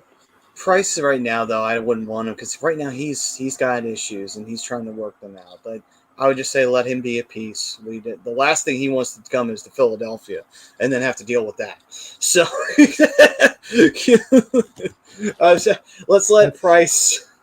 let's let him take care of himself. Anyway, he's back. You know that, right? Oh, he is back. I did not know, actually. Montreal hasn't exactly had a stellar season, so I have not noticed. That was interesting little statoid that the ESPN Plus just dropped down. Barzal, in his first 17 games, threw up 8 points on the stat sheet. In the last 12, has put up 15. You're starting to see Barzal get high, and that's going to be bad as Islanders start making up their games due to a lot of COVID cancellations. Yeah, I mean, we've seen the Islanders do this. They have been known to streak a little bit, and then they'll get it all back together in time, and then they'll make that run in the playoffs. You watch, they'll make another run this year, go to the Eastern Conference Finals, and lose to Tampa for the third time in a row, and then everybody's going to be like, oh my God, the Islanders are still such a great team. It's like, yeah, they barely made it this time. And then And I they lied. lost to the He's not same back. team for the third time. Your boy Risto's got 6 hits already in this game. Just saying. I do like that. I'm not knocking Risto. I really am not. I love the fact that Risto's on this team. It's just I don't know if he would be around for very long after the rebuild. You know what I mean? Like that's what I'm thinking. You know, it's like my thought process is like how long's he got left before that physical game kills him. You know, I'm not pegging it as immediate. I'm just saying it's going to happen. You know what I mean? How dare you? How dare you insinuate 27 is too old? How dare you? I'm 28. I can guarantee you it's old. No, yeah. I mean, you do make a point about the physicality, but I think you need that presence as you rebuild or even retool the ranks. You know what I mean? Like you don't want to, just slub around and you gave up the first round pick for him. I could see Risto being that, and just to make a comparison within this game as another big boy, Zdeno Chara, who's hung around a long time in this league, just crushing people in front of the net. With that style of play, maybe he could stick around. We're a little gun shy because we're coming from, rooting for Sam Moran to be that guy and never staying healthy. So we're gun shy to that position, I'm sure. Yeah, that definitely had a lot to do with it. Sam Moran has never, I think he's played maybe 10, 12, 15 games with the Flyers, and he's been hurt 90% of the time. So it's like that poor guy. So a couple of things, 3 things actually. 1, Price isn't back yet. I thought I saw he was in training camp. He may have been in training camp, but he's not. He hasn't played a game yet. Ah, okay. 2, even if you don't trade Risto, he's on the last year of his contract. You got to hope he wants to come back. That's true. That's the big thing. True.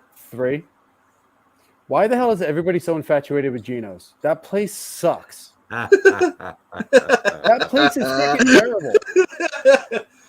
You're more of a Pats guy. Fuck no. Pats, Geno's, and Tony Luke's are garbage. I'm gonna tell you right now. There's 3 places that you need to go. 2 of which are on South Street, and 1 is actually in Camden.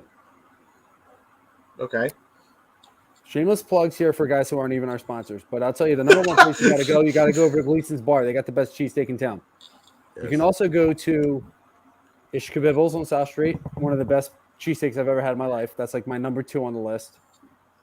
Then you got to go to Jim's on South Street. That's really, really good. Yeah, Benny. Jim's all day. And then the best place, I swear to God, guys, this has the best cheesesteak I've ever had in my life. Ooh, Joe, that's another good one too. D'Alessandro's. Donkey's in Camden. Best cheesesteak I've ever had. They don't do it traditionally, but everything about it is awesome. It's called they put it on a Kaiser roll instead of a hoagie roll, but that doesn't matter. It's just absolutely ridiculously good. If anybody has a chance to go to either Gleason's Bar or Donkey's, go to Gleason's Bar. But also go to Donkey's. That's one of the best places there. So staggering here, the Flyers have 21 shots on net right now, and the Islanders have 12. So yeah, the Flyers have absolutely been owning this second period, although they did just turn the puck over at a very inopportune time to Casey Cizikas. But that's a very that's a very promising thing to see. What time you got on your game, Maddie? 7:06. You suck, dude. You got to pause yours 10 seconds. Seriously? How are you always faster? Again, I'm the closest to Philly. All right. Wait, I think I caught up. I'm at 7 minutes right now. If it's a stream, it's not even.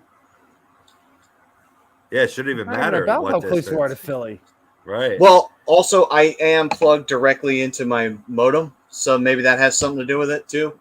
I do have my... You're on your computer. You're watching it on your computer, aren't you? No, I'm not watching. I'm watching it on my TV. Oh, yeah, never mind. Oh, my God, not good. 13th shot of the game, and the Islanders scored. God damn it. Odd bounce in front of the net.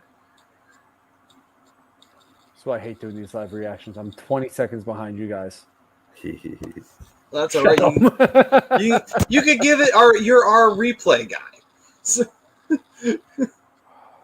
We give the live reactions. You give the analysis afterwards. Whatever. I hate you guys. Listen, that's a promotion for. I don't mind breaking it down though. Dude, that's a promotion for you. You're the color analyst now. We weren't originally putting you there. It's just an odd. The puck never gets in front to Bailey. Does he get credit for it though? They give him credit for it. I didn't think the puck got to him, but it got to him. He kicked it to his stick and put it in. Oh, gotcha. That's what. Which was a great play. Which is a great play overall. But what you got to give credit to that goal is look at the passing around the baseline, around the net. You're talking the lower third between the circles behind the goal line. That the New York Islanders were doing that. That's how they got this goal. It's not exactly how he. Oh, okay. So he kicks it to his. He actually did make a little contact there on the whiff shot, and the change up winds up going to the back of the twine. But you got to give credit to the passing around that. Yes, and it's holy shit. Was that? Oh my god, that was Konecny. Yeah, man. Whoa. All right. He broke the drought. Now let's let the TK waters flood. Come on. That was actually legit, not like that garbage goal last night. But hey, what's up, Dylan? Even Dylan got up for that right there. That's my fucking boy right there. The face. Oh, you inspire me. Even Dylan's up for that one. Seeing TK get a goal. Benny, dude, it's bad in front of that man. They can't push anybody out of the way. And then when they finally get somebody tied up, Josh Bailey goes ahead and it's like, you know what? That's fine. I don't need the stick. I got my skate. Yeah, dude.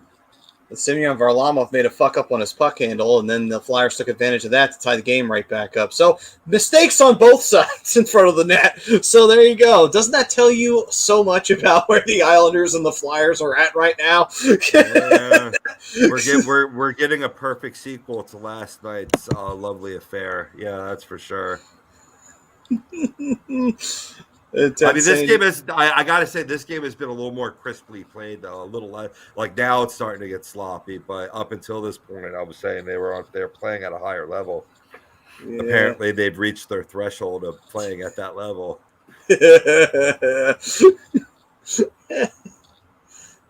Well, Dylan, it's like we've talked about a few weeks ago, brother.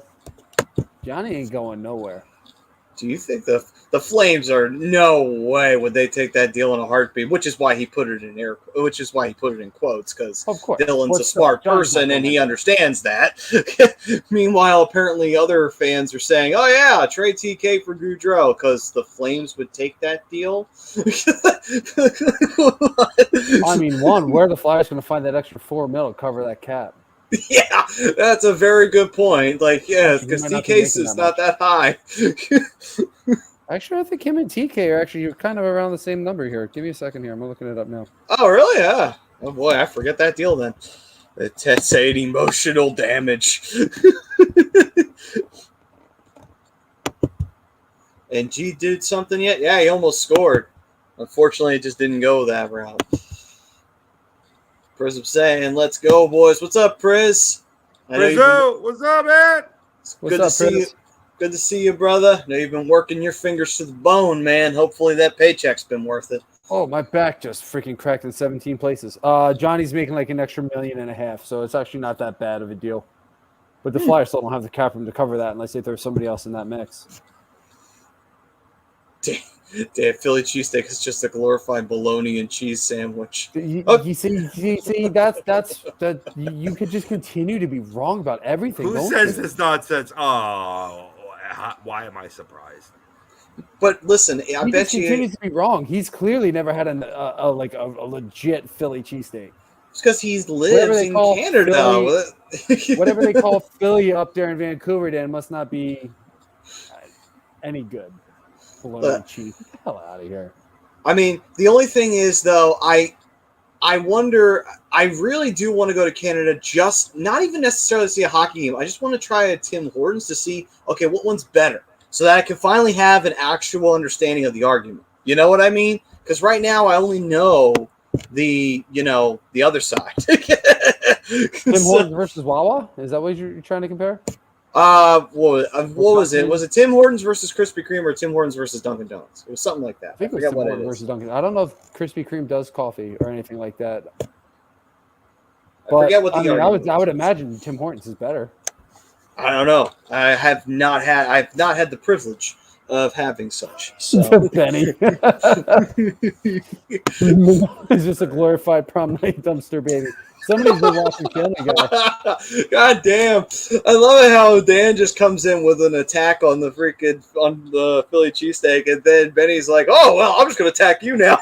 It's like, God damn. You went right for the throat on that one. You can't come after Philly and expect nothing to come back your way. I'm just saying. That guess. escalated quickly. It did. Oh my god. I think in short, never attack Philly cheesesteaks. You will live return credit. Gotta see Pete in the chat. What's up, Pete? You can catch Hey, Pete pretty much everywhere he decides he wants to show up because that's what Pete does. Yeah. You primarily check him out on Birds of a Feather. But Pete likes to show up where he wants to show up. So, Yeah. Pete, you're always welcome to come on this show, bro. Of course, man. We'll always love to have you. Dylan saying, I'm about to watch a 10-2 win for the Panthers against the Flames tonight. Sam Bennett scoring a hat trick against us. The God Florida Panthers are gotta be. I mean, they're the hottest team in the NHL right now, and I don't think it's even close.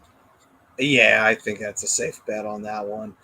I won't say a cup winner because I'm waiting for it. I'm waiting for them to win the President's Trophy and them to bomb out in the first fucking round like normal. It's like, because that will do it. It's like, it's all you teams right now that are killing it. Don't win that President's Trophy. Take a couple of losses so the other team gets in and they get eliminated in the first round. Do the smart thing. Want to win a cup for your city. Don't win that President's Trophy. Colorado paid the price last year. Listen, Priz, I got to disagree with you here, bro. Have you ever had a really good poutine?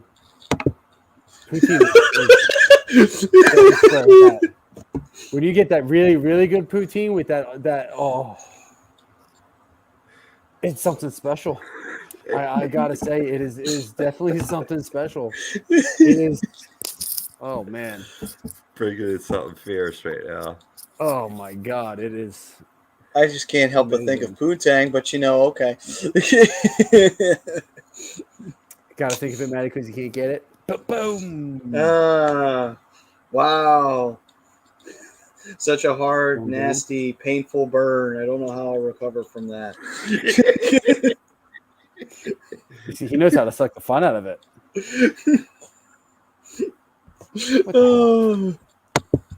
Let's see here. I'm just gonna sit here and watch the game. I've made him so unhappy. This is what gingers do. That's our trump card. We try to suck the fun out of everything. He was like, "Poutang" is the first thing I thought of too. Yeah. Oh. I mean, it's whatever. I mean, we were talking about strip clubs not that long ago. So I mean, come on. What did you think it was going to?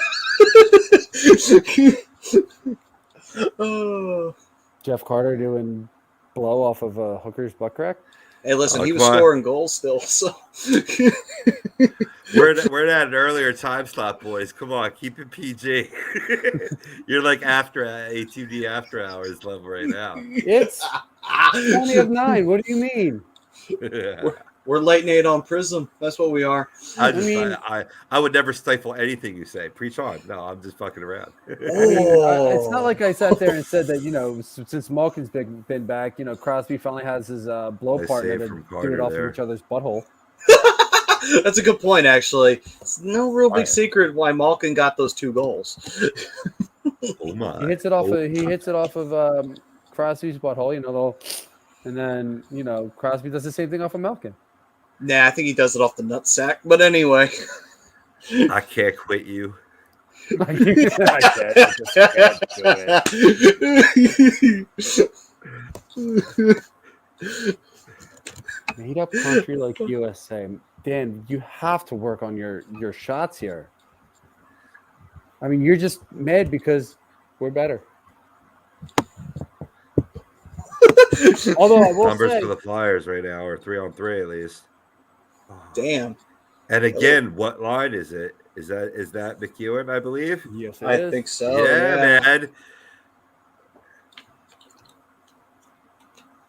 Yeah, I love the energy that line's bringing right now, And I mean, you are back to being deeper at center, which is good. I mean, that allows this team to play up to its capabilities.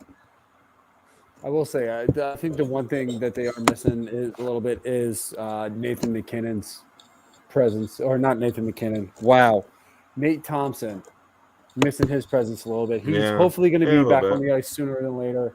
He's finally done PT. Hoping that he can be practicing within the next month or so. Yeah, I mean, his presence will be needed too. I mean, because you got Bunneman now on that fourth line. I mean, Patrick Brown's out hurt. You're still down Coots, obviously, with that week-to-week injury. But I mean, it's still when you can still roll like Frost and Lawton there. You know what I mean? In between, like, Lindblom and Konecny, JVR, So I mean, ultimately, you can keep up that defensive, that depth there, even when you guys have a few guys out of the lineup. Yeah, definitely. Flyers almost had a really bad turnover in their own zone. Actually, they did. They didn't hustle back in time to get to a puck, which is like, come on, guys. Don't get out hustled now. Chris, that's a good point. I will admit that, but I have to ask what those girls look like. Because if it's full naked for $1, they can't look that good. Oh, Montreal, my friend. Nice.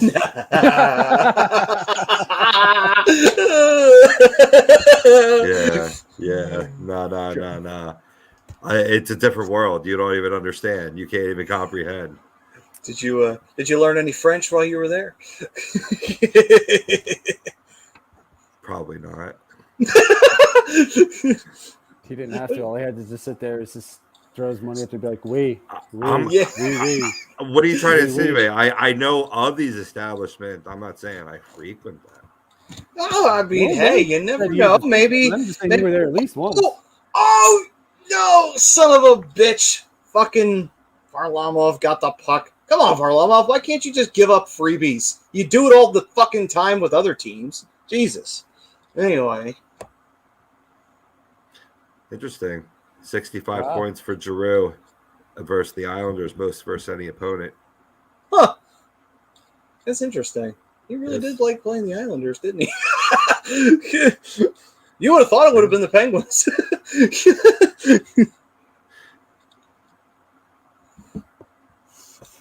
Oh, man, what a save, reaching back. I know. Now you know why I was so mad.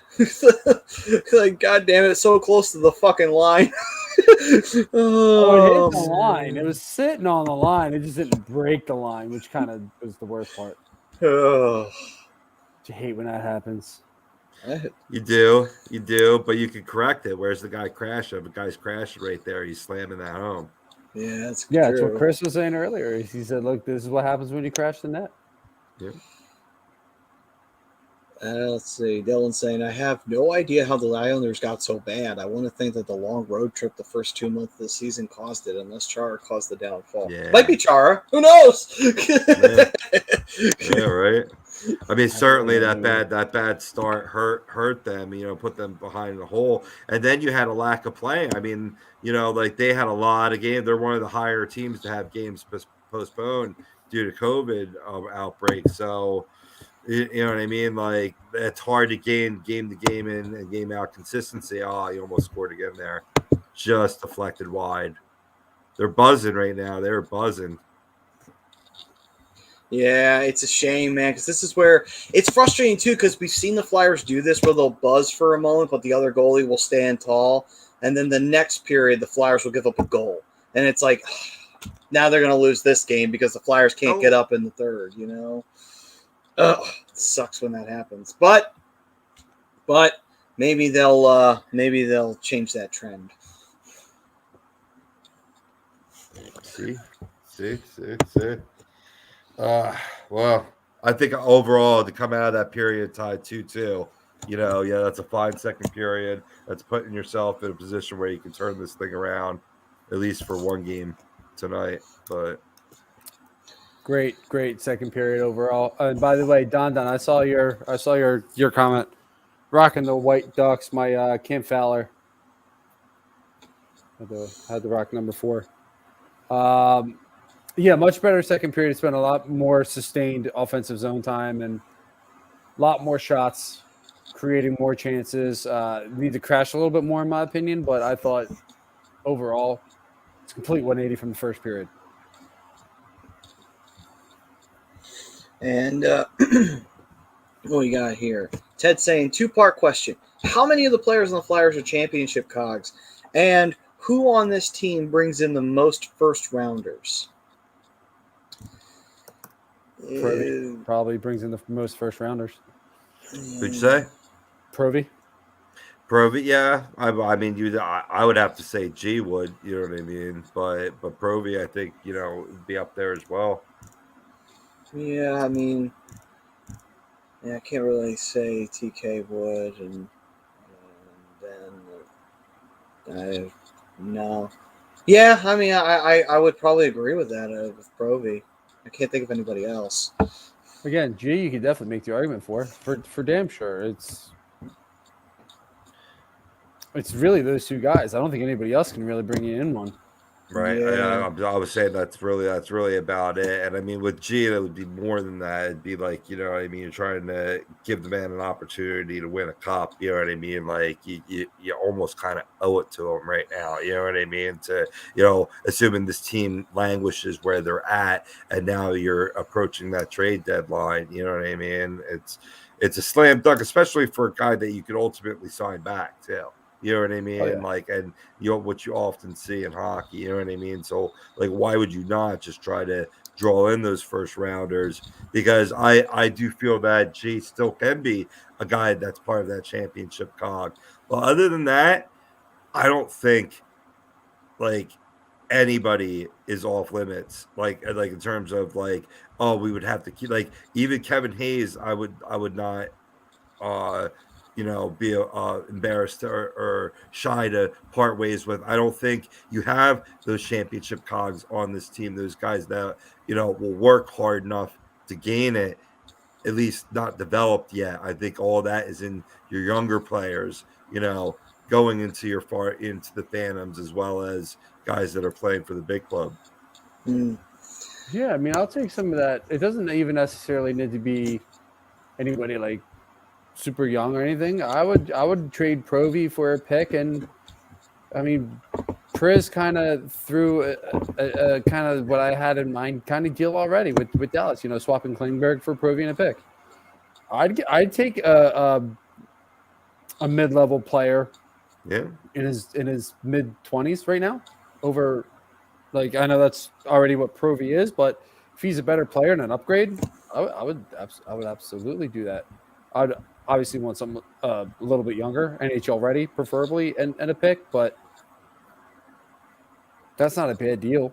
That's kind of more of a sideways deal, in my opinion, but kind of in that same ballpark of what I would do. I would definitely do that with G. G, you can probably get a nice little hole for. Like we were talking about last week. Give me a pick, give me an NHL ready player, and give me a mid-level prospect. Yeah, the pick's got to come in this direction. I think ideally, like deals like that would be like if they can turn this around, and there is time enough to do that, where you're not, light years away from those wild card spots. You know what I mean? And you're trying to, but I mean, even to that point, like you said, it's kind of a lateral move. You know what I mean? If you got back to that point, you're obviously going to want to stick with what you got. You know what I mean? You got to be building. You either turn this around now, or you're building for the future. I think that's only two options you have. Yeah. Priz, no, it came across as Klingberg for Provy and a pick. I didn't realize it was the other way around, where it's Klingberg and a pick for Provy. That now I would consider. Yeah. Give me like a second round pick and Klingberg. I would do that for Provy. Yeah. Yeah. Mm-hmm. Klingberg is a good defenseman, and he plays a little bit more of a grittier game than Provy does, but he also has that offensive upside. So you can use him on the power play if need be, but for right now, my goal is get Yandel out of the lineup. That's just my goal. That would be nice. One If you can can get dream. a fifth or sixth round pick for Yandel, I'm taking that deal in a heartbeat. Yeah, I mean, I guess for whoever will be there for when he breaks that Iron Man streak, congrats. You were there for a historical making moment. Too bad that Yandel sucked during the process. Anyway. That Iron Man value. He has his moments. He had a couple moments where, like that veteran presence carries forth where you're calm with getting the puck out of the zone, but the talent level just isn't there anymore. Yeah. Yeah, for sure. I will also say this. You're right, Rob. He has had his moments. He did make that big save where he put his stick out and he swatted the puck away from going across the line. Too bad the Flyers still lost that game. But I will say he made up for some of the really stupid mistakes he made by doing that. It's like, all right. I'll give you that one, Yandel. That was pretty damn good. Pretty damn good. But anyway, yeah, the pick would need to come this way, especially since the leverage would be with us since Klinberg wants out. And Dylan said, once Yandel gets his Iron Man, he'll be gone. No, that would be totally great deal. For sure. As you're saying, Klingberg wants a long-term deal, and he feels hurt that the Stars aren't offering him one. You lost me on that one. If I'm the Flyers right now, I'm not giving anybody long-term. Nobody gets a long-term deal right now. Nobody. Agreed. The Flyers, that's how they get themselves in a lot of trouble, is doing long-term deals. That's the big problem. You put yourself in cap position that you don't want to be in, especially going down the line. I feel like Farabee's is okay. I feel like his deal was a very team-friendly deal. Yes. I thought TK's was a little bit more of a team-friendly deal at the time. No, I just think he's an overpaid bum. But yeah, I mean, I would steer clear as a rebuilding team from any kind of long-term deal. For the main reason of you don't want to really lock in on somebody and then it's just not the best move. Anaheim hasn't locked in on anybody. And now look at where they are. Some of their longer contracts have been there from before 2015. No, you're right. You're right. I'm saying Flames put Tyler Pitlick on their second line last game, and I'm still pissed about it. I don't know why. I mean, Tyler Pitlick's a great player for the fourth line. He's not a second line player. He's not. He's great for the fourth line. He is not a second line. No. I mean, I like Pitlick's game. I like his grit. But no, he should never. No, he should not have been on the second line. Sorry. No, shouldn't even be sniffing at that. But Ant's saying, do you think Briere has a shot to replace Fletcher since they didn't let Montreal talk to him for their job? I mean, I'm sure he'll get consideration considering that the organization likes to bring in older players. I don't know if that's the route you want to go but then again, you go outside and you go get Fletcher. So, I mean, I don't know. I mean, at the same token, though, we'll have to wait and see if I don't even think the team would even consider getting rid of Fletcher at this point, honestly. Why Danny Briere? I'm just curious because Anaheim's in a situation where they're looking for a GM right now, and everybody wants to clamor at Teemu Selanne. Why? Because he was great in that uniform. Yeah, that's the thing. You don't want to get mesmerized. He's going to be an NHL or a GM of the year.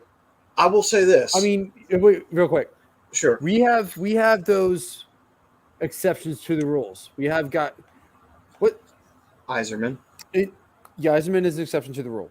We have Rob Blake. We have right now Billy Guerin's doing a pretty good job in Minnesota. But here's the thing: Billy Guerin never played for the Wild. True. We're talking about guys who play for their running GMs is. Okay. Never mind. Okay, go ahead. But you're spot on though, Matty. Billy's doing a great job in Minnesota. Why do we insist on going back to that well all the time? Because they were great. I love Teemu Selanne. I love Danny Briere. But these guys, first of all, who says they even know anything about player development, scouting, anything like that? It's not just picking a name. There's so much more to it. And I'm not picking on you, I promise. It's more of these fan bases are like, oh, bring it back. For what? Who's to say he's going to be any better than Chuck Fletcher? At least you have a guy with experience in your front office right now. There's just been a Danny B buzz since he was spotted on the bench with Lappy for the Phantoms. I think Samantha Weismer, who covers the Phantoms, tweeted out a pic of him. And so I thought it was more for coaching wise. I hadn't heard like the GM angle, but I agree with you. Just because a player was great wearing the sweater doesn't automatically make him a great front office guy. But I think that's what he's doing right now is he wants to get experience at all levels. You know what I mean? To maybe become that for the future. So that's just why the buzz is around to defend Ant there a little bit. He's not alone in that statement. No, I know he's not alone. And again, I'm not picking on Ant. It's just no. I don't get it. Like we in Philadelphia have seen this time and time again where it doesn't work. It's already a boys' club as it is. We're going to continue to keep doing it? Yeah. Where has it gotten a Flyer since 1975-76? Nowhere. Where's it gotten Anaheim? Nowhere. You want a guy with experience, especially when you're doing a rebuild, because you want to get through the process as quickly as possible and get back to the playoffs. Yeah, I mean, hell, you it's don't a want shame to be that doing it longer because you have a guy with so much inexperience that you have to keep drafting because he's keep missing on picks. You can't afford that. To be fair, I mean, there have been examples of it going south too, of getting an experienced person who tries to develop a team and then the team doesn't let him do what he wants to do. There are both sides. Quick, Maddie. Let me just interrupt you real quick before the screen goes away. Sure. Talking about the Edmonton Oilers for a hot second. Here are their numbers since December 3rd. Point percentage 214, 31st in the NHL. Goals per game 2.5, 28th. Goals versus goals on the power play. First the power play 30th in the league. Power play percentage 20th, 20%, 20th in the league. They're on a free fall. I mean, we'll talk to them more, but I just wanted to throw that out there real quick. Did you hear the interaction between Leon Draisaitl and the reporter? Yeah, they're playing that right now. That shit was funny. Yeah, I mean, real quick, Maddie. They just to kind of give you the idea. The reporter asked him. He's like, "I'm going to paraphrase." He's like, "So what can this team do different?" Draisaitl responded with, "Everything." Reporter comes back with, "Why are you so pissy?" He's like, "What?" He's like, "Why are you so pissy?" "I'm not." "Yes, you are." He's like, "I answered your question." It just went back and forth. It was really one of the funniest things that I've seen, and you can see the frustration in Leon Draisaitl, and he went on to ask him again. He's like, "Yeah, do you like it when the team can see your frustration when you're out on the ice?" I'm like, he's gonna kill him on. Yeah. It was great. See, but yeah, I was virtually just watching it in closed captioning as you were describing it. That was excellent. Well done. It was. Oh my god, I loved it. I love it when that shit happens. It's hilarious. I mean, we saw Jake last year. What did he say to the reporter? He said, like, "You're such a fucking failure," Weasel. or "Yeah, you're such a fucking weasel." Fucking Yeah, weasel. that You're was gonna write whatever you want anyway. Yeah, that was funny as shit when he did that. But these players have a point though, Maddie, because some of these guys they write like they're experts. yeah, And that's kind of what true. Leon said. He's like, you know everything anyway. Yeah, that's a good point. Because I mean, and here's the thing though, it's not Leon Draisaitl's fault. And it's not McDavid's fault. You want to know whose fault it is? It's the fact that the team hasn't put an actual team around them. That's the fucking problem. And they don't have a fucking goalie. What the fuck? Of course your team sucks. You don't have a fucking goalie. And you wonder why this team gets outed in the first round every goddamn year? It's like, you have Mike Smith in goal. Mike Smith hasn't been good since he was in the fucking desert. And even then, he wasn't the greatest. I mean, yeah, he got the team in the Western Conference Finals. What did he do after that? Fuck all. So I said, come on, guys. Jesus. Or Mike, man, you just trash him every time. He's like your Luke Shen between the pipes. Well, I mean, Brian and me take turns doing it, but it's obvious. I mean, come on I now, don't you take turns know. trashing him. I just say he's too old. He's not the answer. They need to move on. That's No, all I said. well, I mean, but I mean, deservingly so. I mean, it's like, I mean, yeah, he was great at one point, but I 39, mean, 40 years old. Yeah. Like, they, I mean, you gotta kind of poke the bear a little bit. he put on a heroic effort in that double overtime loss when they got swept, but you know, but other than that, I just say it's like because and the other reason too, it's like the Oilers, the fact that they have fucked up so royally, it's like you have got two of the best players in the league right now, and they've got so much great hope for them. Would have killed to have had those two players on this team, and you guys are just fucking it up left and right with these guys. It is staggering how you're fucking it up. Yeah, I mean, they lost to the Senators 6-4 now. I mean, granted, Senators, they're a better team. They're on the rise, but I mean, they're still one of the bottom of the barrel teams or whatnot. And they've just reached new lows. I went 2-8-2 over their last 10. I mean, I'm sorry, over their last 12. It's not good. I mean, it's always the same old story. You get like scoring from the top line, enough to put up 4 goals there, but you just don't have the defense to match. Yeah, so Mike Smith has only played 6 games. So it's not even his fault either. I wouldn't even put the blame on Koskinen either. Koskinen's played 20, and I think they played somebody else.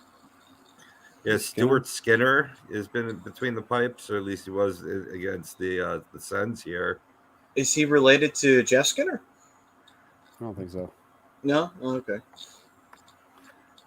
You always got to check. You never know. You never know. I always like, because there are brothers in this sport, you know what I mean, often, but it does not give that right away on his wiki. No. Okay. But yeah, between those 3, they've got it all covered. I mean, it's not terrible numbers, but it's not good. It's kind of, well, I'm a big believer in this. You need to have a good defense in front of your goaltender, and I don't trash Mike Smith. I trash their defense because their defense is not good once you get past Darnell Nurse and Tyson Berry. Yeah, that's true. Their defense has been pretty rough for a few years now. Well, remember, the Oilers think it's the 80s, so, I mean, Robbie read off the stats since December 3rd. The team just overall has been trash. Koskinen, that's who it is. That's who they're rolling with as their starter. I knew because I was watching them versus the Wild the other night, which was a tremendous game. But Mike Smith's been out, or at least according to CBS, he's out on IR right now. That's why he's got the low game total. Well, if that's the case, Dan, that's pretty sad. What's that? That the Vancouver Canucks are the best Canadian team. I hate to. I don't have the heart to tell them it's Toronto right now, but I don't have I think it's Calgary. Yeah, I was just looking at it. It's Calgary. I'm just trying to. You're trying to You're trying to make it a Western team. No, I'm just trying to make it a rival. Yeah. Because the carrier Price has proven how much he actually carried the Habs. Price deserves the Hart this year. Yeah. Dan, real quick, I'll let you start talking trash on everybody once Vancouver gets back to 500, whenever that's going to be. Ryan Swift saying, always wanted Jeff Skinner on the Flyers. Man, the guy can the guy skate? Can't score anymore though. Yeah, that's the problem. Yeah. He probably still get you 20, but Varlamov just made a huge save there. Yeah, 3-on-1 chance and a great opportunity for the Flyers. Look at Varlamov, man. It's like he chooses when he wants to be shit, but he never chooses it when we're playing it. It's like, come! Truth, very true. Matty broke himself. I know. I wasn't on the screen, and I was like, "What happened? Did my Bluetooth headphones just die out?" Broken, Matt Sudi. Delete. Jesus, he actually broke. Well, Rob, looks like it's just you and me. And the thing of it is he's got the producer key to let himself back in. I know. So hopefully he can get himself out, get himself back in. Otherwise, it's just you and me, partner. Oh, this is That's great. all right. We got a wild third period to go over here man. until he gets his feed back up. Oh, it's been wild for the Flyers early on here. They got a couple of really good scoring chances. I can't wait for him to come back. He damn near broke himself. Broken! Totally broke himself. Yo, he just texted me. Yeah. He's like, I'll be back in a minute. My charger cord came loose. Oh, I've been there before. He thrashed a little too hard. Yeah, I got that. Oh my god, that's hysterical. That's when my cam cord comes loose and you guys lose me. That's the same thing. Oh man, yeah. another pile up on Varlamov. They're they're continuing crashing the net as they're on the power play right now, as they should be. Didn't see the penalty there as we were talking. Yeah, you saw that a little bit in the towards the end of the second period too, when they had their last power play. They were crashing a little bit more. They're doing a much better job here in the second half of this game, especially of getting pressure on Varlamov. Better shot selection, moving the puck a little bit better. They're not really passing too much into the normal passing lanes. They're a little bit cleaner, a little bit crisper, and to what a lot of the guys, especially in the chat, have been saying, Robbie, they're going to the net. They're taking the shot and just boom, they're crashing. Right. Let's see, what do we got? Yo, Raska, Matty will be back. He broke his computer. He's gonna go get a new one real quick. Priz, yeah, how about them Kings sitting up in second place with us? I like it. I know that was a recent discovery for Priz. It snuck past him, snuck past me too. All three California teams really showing up in the Pacific Division there at 2, 3, and 4 right now, right? Something like that. I didn't see where San Jose was, but 2, 2, and 3 for sure are the Kings and the Ducks. Kings right now are above them because I think the Kings have us in the season series right now. Yeah, and the Sharks just had a big win over the Kings as well. Huge win over the Kings. In fact, Johnny Quick got lit up, which is what you love. You love to see it. Timo Meyer having a huge night, putting up 5 goals. So good for him. Flyers sparked that. Yep. Yeah. So he just had a night where everything that he just put, anything he put on net just went in. It was amazing. I do like the way the Kings are playing right now, though. They're playing better. What did I miss? Provorov with a blind spinning around pass to no one. Actually to an Islanders player. Like, I don't know. Just the decision making sometimes baffles me. Are you behind me now? Maybe at 17 minutes. Yeah, you're behind me now. I'm at 16:10. Some of the other ones, Matt, you better get back in your tune. I can't get some of these. I can't get all these comments on the screen now. Joe Horaskowski saying, y'all suckers watching a Flyers game. Man, I miss having cable sometimes. I'm at work watching Chopped, Storage Wars, American Pickers, Tank.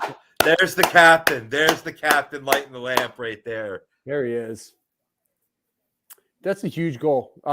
You need Drew to step up in that spot there.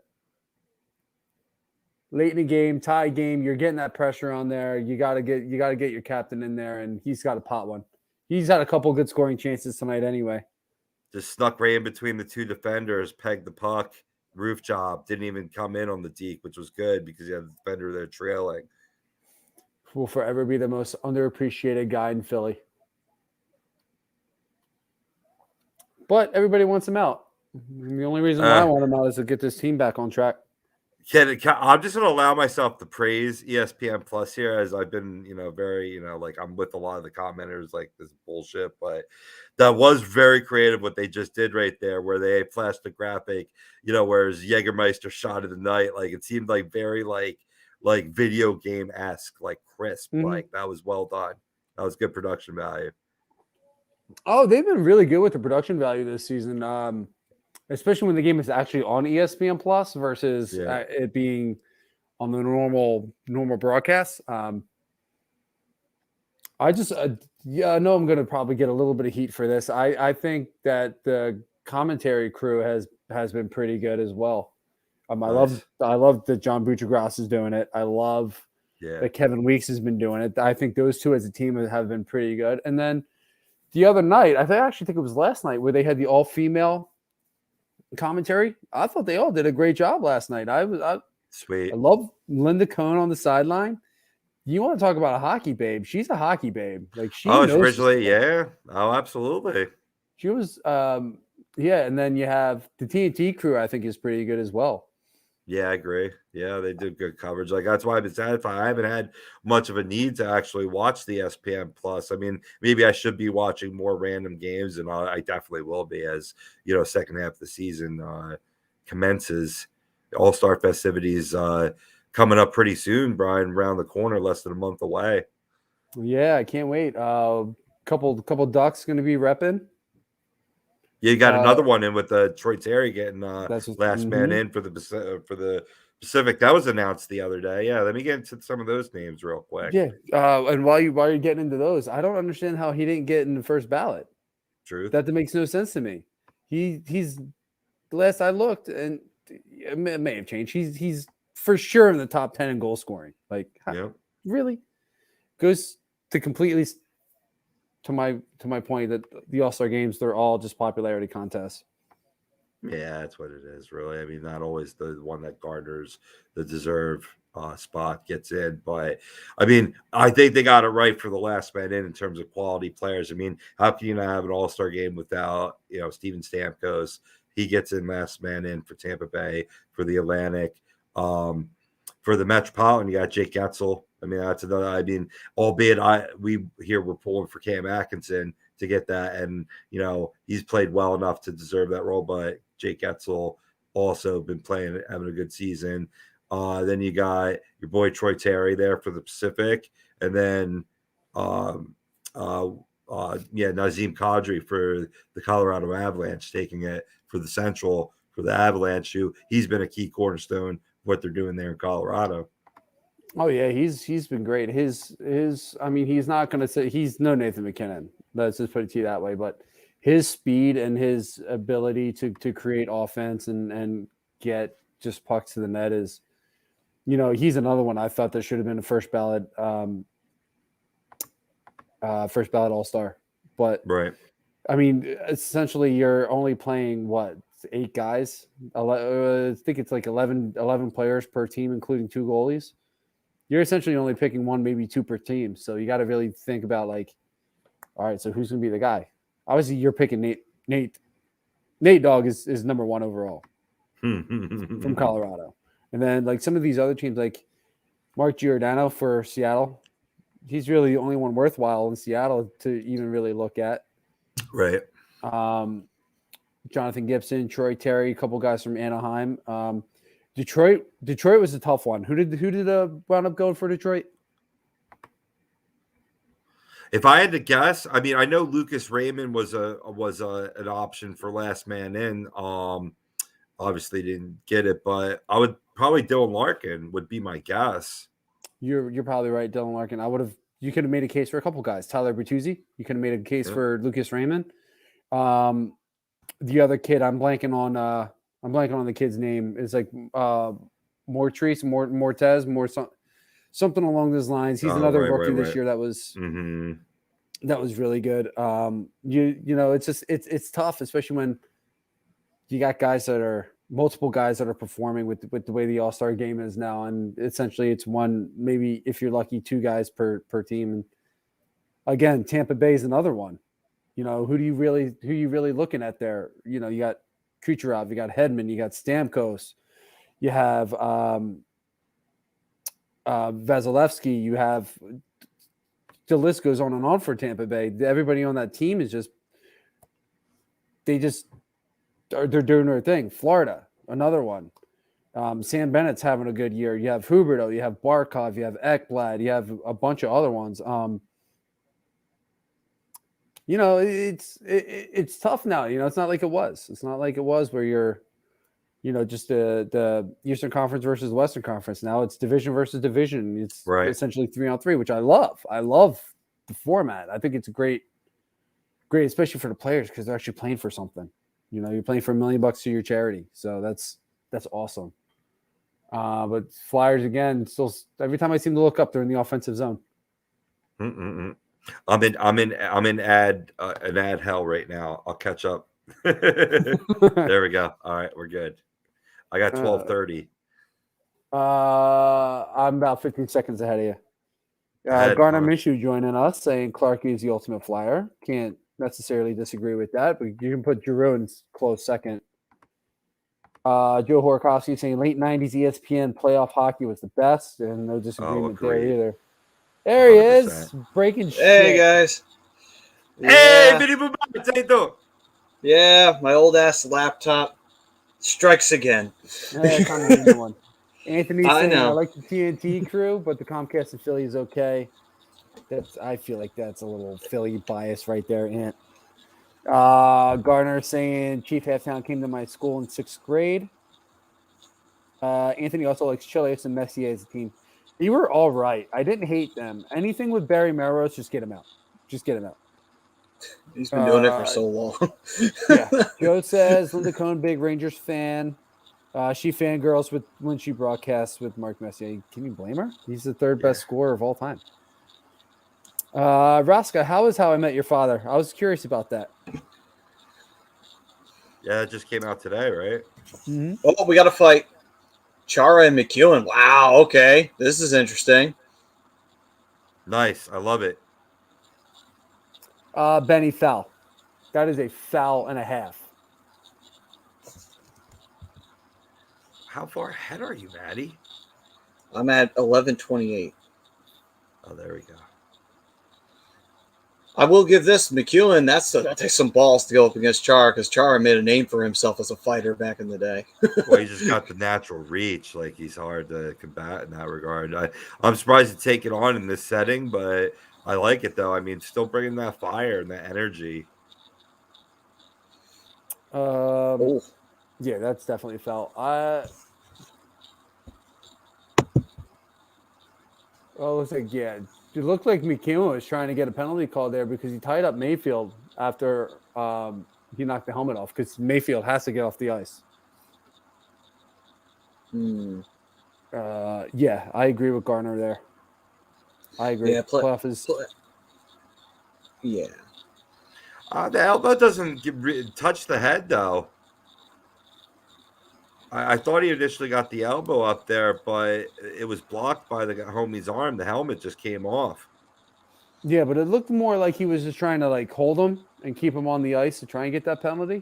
But maybe that's what it was. If you want to call that, I guess I could support that if you're calling an extra penalty there. I don't know. I want to see the announcement here. Yeah, I hope they're not calling anything else. It should just be two guys 5 for fighting. Yeah, it looks like that's the case. It looks like they're just giving 5 apiece for fighting, and that's the end. Nice. Holy shit. Good. The Islanders have no shots in this period. Of course, I say that now, and they highlight it now. Watch them get like 20. Shut up. They're going to score. Shut up. Listen, they were flashing the stat up anyway. They were already jinxing it anyway. They were already flashing the damn stat up. They always do that. Oh gosh, Garner brings up a good question. Why you? I mean, Chara was really defending his player, and Zach McEwen's not going to be the type of player that's going to back down from anybody. So, right. That's probably why. Oh yeah. Yeah, I mean, the truth is too is that back in the day there were some players who were not Chara's height on skates, but they were a lot taller, Incredible and so hit again. Yeah. And so there were a few guys who could go toe-to-toe with Chara back in the day. There were some guys around his height range, not necessarily as tall as him, but they had the same kind of reach too, So that was back when, back when there was fighting in the league more often than not. Yeah, Anthony's pointing out you got something in your beard. I think you got it. Oh, I think you did. My bad. Ben wants you to lose your connection again. Why? Because the Flyers scored? because they did when I was not here when Giroux scored. No, Which was because nice to you're sitting there see. saying the Islanders have no shots on net. Next thing you know, they're going to have 75, and they're going to be down 17-0, 17-3. It's all right. I want to get the first overall pick in the draft anyway. That would be a record. That would be a record. Probably, yeah, most shots. Well, would it still be a record for most shots in the 15 game? goals in half a period. Yeah, that'd be a record. I'm just laying that out on the line. But that's a record. Call me crazy. It might be bold, but if they got 15 goals in less than 20 minutes, I mean, it Less than might 10. be. less than 10, yeah. I do like this. I mean, Islanders are starting to come on a little bit now because Matty had to go ahead and open up his mouth. But Flyers have pretty much owned the second half of this game here. I love seeing the sustained offensive pressure. So that's been huge for them. Yeah. They got to Flipping keep the it script up. from last night. Flipping the script from last night. That's what we wanted to see coming into this game. Yep. You at that point, at the point they're at, you lose a game, you have to answer now. You have to respond. And I think they're responding pretty well. A little bit of a slow first period for them, but overall, I think they're responding pretty well to that loss last night. 3 goals is definitely better than 1. So they're getting some offense. The defense has been playing pretty well for the most part. Carter's been putting himself in pretty good position. I thought he's had a pretty good game. They just have to keep it up. They just have to keep up the pressure. And on the defensive side, just keep throwing your weight around. Hit him. Just hit anything that moves. Doesn't matter. Hit him. Hit him. If it gets a penalty, whatever. Just hit him. Yeah. Charge with the elbow. Just go right at him. Like a unicorn. Anthony's saying my web TV. I was just waiting for it to load. Well But said. it's not TV. It's web TV. Yeah. I forgot about web TV. That's still a thing. I don't think so. Yeah, Dan did say it was 1-1. They did just tie it up. The Canucks did. Hooray!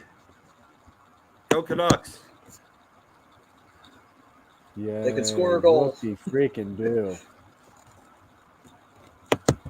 Watching the Hope they Flyers lose. is like I watching hate Cats the Nashville. Musical. I don't know what you mean by that, Dan. People love cats. I don't know what you're talking about. Wasn't that like one of the biggest plays in Broadway history? I'm just saying. Studio Yeah, pretty update. much. Yo, Trev. Hey, Trev. Damn. Ah, a little What's going Canucks on? update. Linda Cohen, speaking of which. Yeah, that's I love her as a hockey person. Garner brings up another great point. It was just it is a different era. It was just different. It's just, guys were bigger. Guys were, I don't want to necessarily say stronger, but they were bigger. So the collisions were a little bit. You didn't have as many rules either, so you could crush a guy in open ice. I'm not sure if the most ultra violent was just in that era. I think the 70s would be where the most ultra violent hockey was played, because there really was very little rules back then. I mean, the some of the fights you would see back then, whole benches would clear and they would just beat the piss out of each other. So that's the only reason why I say maybe the 70s take it, but the 80s were definitely no slouch in the department of fights. They absolutely weren't. And the early 90s, they definitely had some of those guys that roamed around and liked to beat the piss out of people too. So definitely weren't slouches in the department. No. Right, I wish I could show you guys the game. I don't have a reverse camera on my laptop. Trev, is that where you've been, moving to Miami? When did you move down there, dude? Oh, hopefully it's been nice down there for you. Dude, it's Miami. I don't know how Oh, I can yeah, afford it's it. a It's stupid fucking question, isn't it? expensive down there. Yeah. It's expensive down there. Well, I'm not surprised. I mean, how many people want to live in Miami? A lot of A people. lot. Yeah. Miami. Yeah. Warm air, sunshine, and beaches. Like, seriously? I want to live in Miami. I just can't afford it. He said, "Yep, this month." Well, I Good for hope you, that dude. Good for you. hopefully the ladies down there are, as advertised. Oh, I can more than promise you they are. One of the girls I work with at the restaurant, she's from Miami. She said everything that you've heard about Miami, any stereotype, it's all true. I'm like, Farabee's on the bench, hunched over, I'm holding his shoulder. Fuck. That's not good.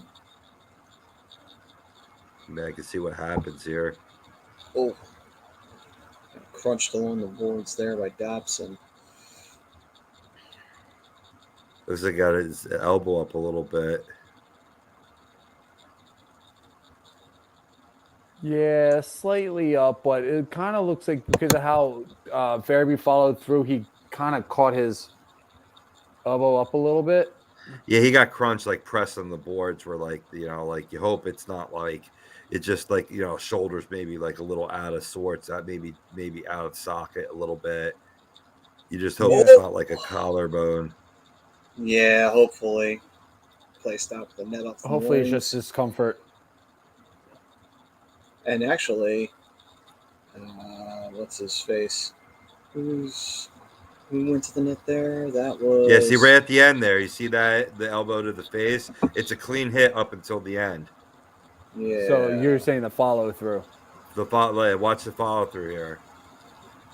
That's what's going to be looked at by the league tomorrow morning, no doubt.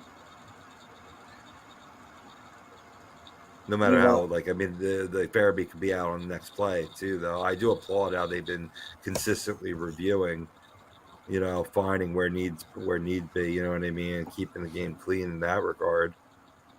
Oh, yeah. I don't necessarily know if they're even going to look at it, to be honest with you, Rob, because there was no penalty called. No, they'll look at. I think they will. Any of those type of hits. I mean, you could be right. I'm just playing devil's advocate here, and who's that crash to the net again? Is that Mayhew? Roman? Oh, Mayhew, Yeah. Jerry Mayhew is another little unsung hero, keeping this team band-aided together. Yeah, I think he looks like he could be one of those guys that's a good, like, third line, fourth line player that likes to drive the net, which is always nice to see. You do need guys like that on your team. AKA the warm bodies. Yes. But hey, the warm bodies sometimes make a difference. Oh, yeah, dude. One of my favorite of all time, Trent Klatt.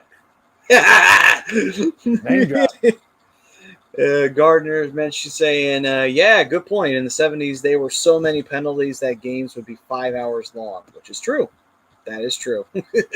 And 90% of them were Flyers games. Let's see. I'm glad Clark and Holmgren are not the Flyers GM. If they were the GM, they both would be calling their internet companies to see if dial-up internet was still available. But they're still part of the organization, though, unfortunately. They need to get them out, too, and they need to get an actual owner. Actually, Holmgren did resign from his position as vice president, but I think Clark is a senior advisor. So I think Clark is still there. But yeah, they're both still there. Trev, absolutely, because you know what? There is no better team to watch right now. The atmosphere in that arena is probably second to none. So just to witness that atmosphere in that arena, yeah, I would absolutely go, even if it's against the lowly Flyers. I got to get the PNC Arena now that I live in North Carolina. What arena was he talking about? The Panthers.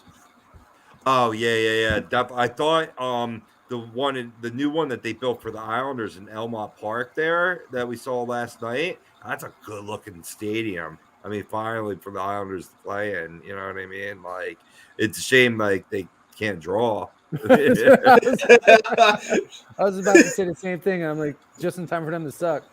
I mean, definitely a good looking stadium though. So let's see here. We got Tom saying, yo, what's up, Tommy? Tommy. What's up, buddy?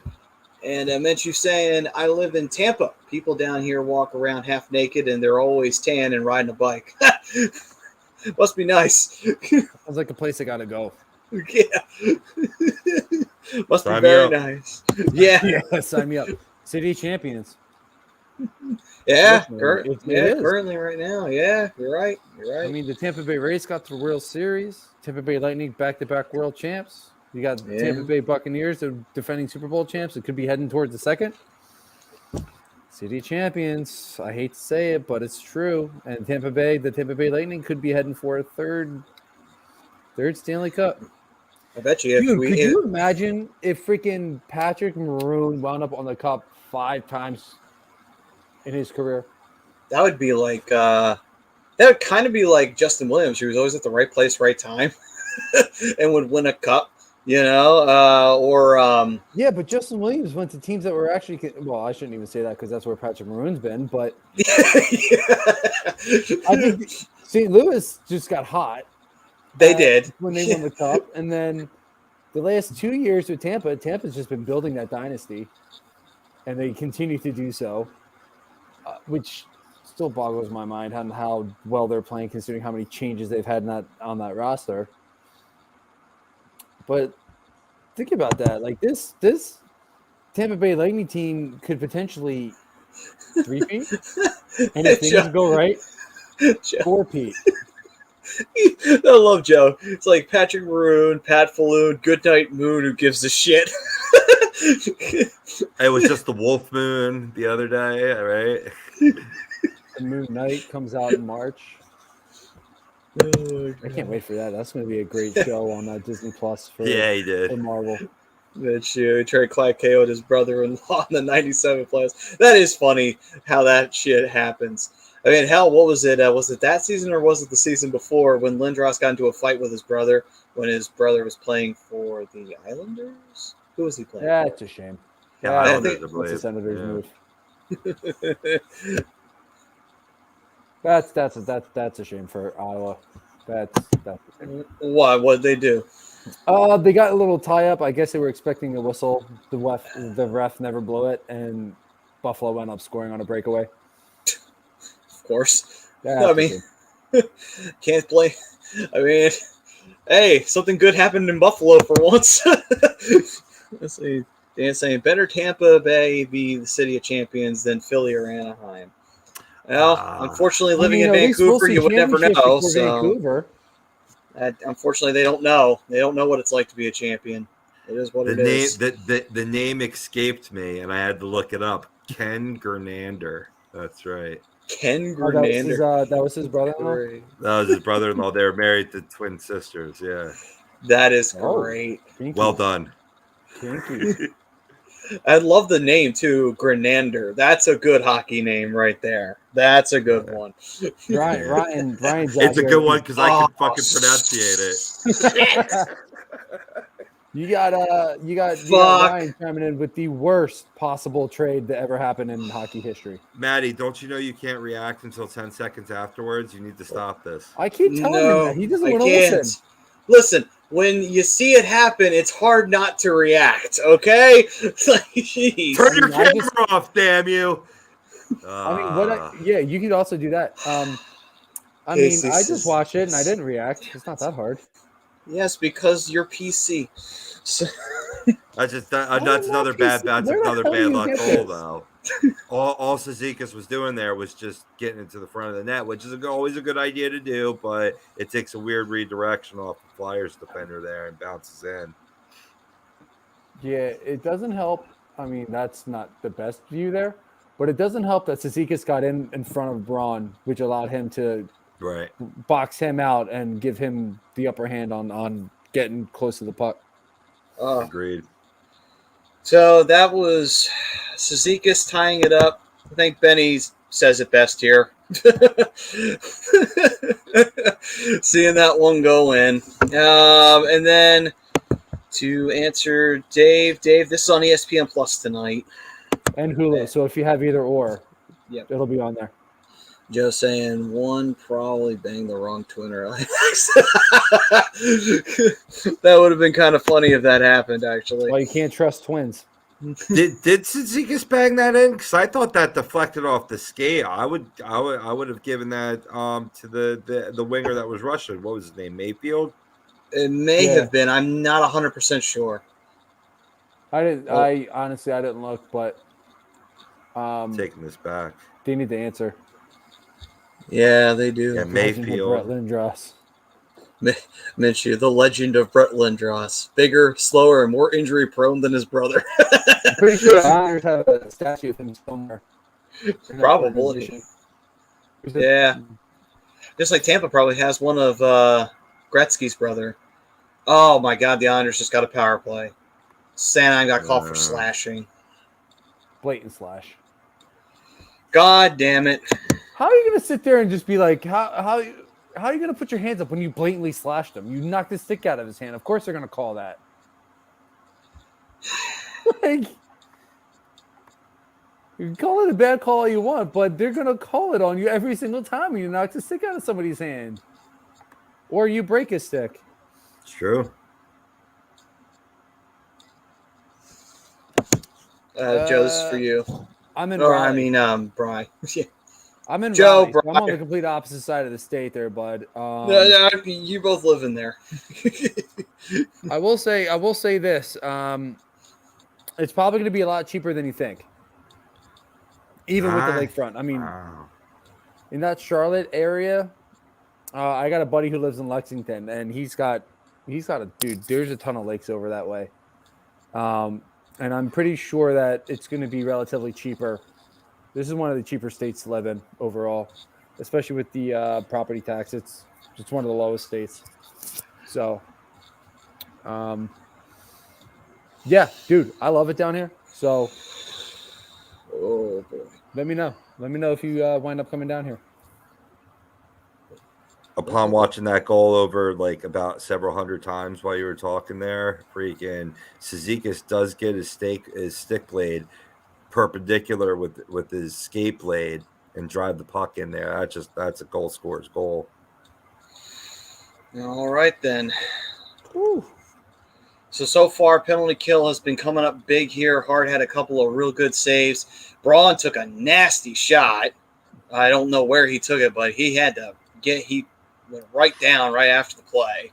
It's about his third major block shot this game. Yeah. I think I caught him up high, but I think it hit the pad. Well, that's good. At least it hit him in the pad. Oh man. All right, Flyers are going to get clear here. Thank God they needed that. Whew. This is a wonderful time to take a penalty. So for anyone out there who's an aspiring hockey player or, just wants to know a little bit of knowledge, never take a penalty at this time. It's the worst time to take one. I mean, you don't want to take one at all, but still. And Flyers have shown a weakness in that in taking untimely penalties. Mm-hmm. Yeah, and their penalty kill hasn't been good either. Like we were talking earlier on the show, it's been almost abysmal. It's been 50%, give or take, over the past few weeks since this 8-game winless streak. I misinterpreted what you guys were saying earlier. Then, well, I just wasn't paying attention. No. The penalty that's terrible for a penalty kill. 50%, like that should be like 75 minimum. Yeah. Still not abysmal. Oh, though. good fight, Laughton. 50, it's terrible. Good fight from Laughton there. He was able to get the puck over the blue line, so that way it killed off the rest of that Islanders power play. So the Flyers penalty kill comes through big with a huge kill there. I love Scotty Laughton. Like, I know he's not going to ever be like the player that they want him to be, but he's a great role player. He really is a great third-line guy to have on your team. Yeah. Jimmy with the Jackson jinx about how well the Flyers played tonight. Everyone say thank you. I told him earlier, Joe. He just doesn't listen. He's more stubborn than I am, and I'm pretty fucking stubborn. That's all right. It's all right. No, it's not, but still. Ref skates in the way there, man, freeing up the puck for the Islanders. God damn it, ref! How dare you do your fucking job? Better if you didn't exist. We could do whatever the fuck we wanted. Nah, Who's getting in the way? Get your shit up on those boards, man. Get your feet out of the way. Yeah, it's true. Yep. Flyers trying to fight for it in the corner here as time is trickling away here in the third period. Islanders do get it, though. I forget who he was compared to, Rye, but I don't think he's lived up to the hype as far as his offensive prowess, but he's still been a very good player overall. I mean, he plays with energy. He's always What the fuck? He's was always in the that, corners. Konecny? He's always digging for pucks. He's battling. I love the kid. He's a hard worker. And when he gets rewarded for a goal, I am nothing but happy for the guy. All right, so we're going to go to overtime in a game that we probably shouldn't have gone to overtime in. So both teams will get a point here. Now there's one more left on the board. Hopefully the Flyers can get the extra point here in a game they should have won, but they couldn't close out. Ooh, that's a fun question. That's a hell of I mean, I can't even fault the defense there on that Cizikas goal. That was just, pretty hard to defend. Yeah, like I said, it was a good effort by Cizikas. When you can beat the defender in and get in front of him and box him out, that puts you in good position to score a goal. And that was a good pass by Mayfield to throw it out in front of the net. And for Cizikas to outmuscle Braun, which, let's be real, it's not that hard. Which is a good effort, good overall effort, and not much you can do about it. You can't blame anybody. You dig and you try and get that goal back. That's all you can do. So, Menchie has an interesting question. He says, $10 million cash or restart your life at age 6 with the wisdom you have now? Interesting.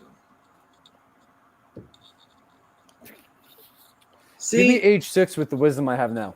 I was going to say the same thing. Smart decisions. Yeah, because I would say, like, the thing you can do is, that $10 million in cash, but if you have the wisdom you have now, maybe you could get $10 million for life. You never know. If you have the wisdom you have now, maybe you make some really intelligent decisions, and you can get that at the end of the day. That's what I'm saying. I don't remember if they were compared to Clarkey, because that's some mighty big shoes to fill for both guys. But again, I honestly, it could have been. I don't remember, to be completely honest with you, Rye. $10 million or to restart your life? Yeah, because you can earn that 10 mil if you're 6 with the wisdom that you have now, because then you can actually make the right decisions. And with me, there was a lot of wrong ones, and I wound up on a sports talk show with you and Rob somehow and get punished every Tuesday night. Wow. It's your cross to bear. The world's smallest violin played just for you. You just want to keep showing off that ring, don't you? Hey, listen, if you got it, you got to show it, right?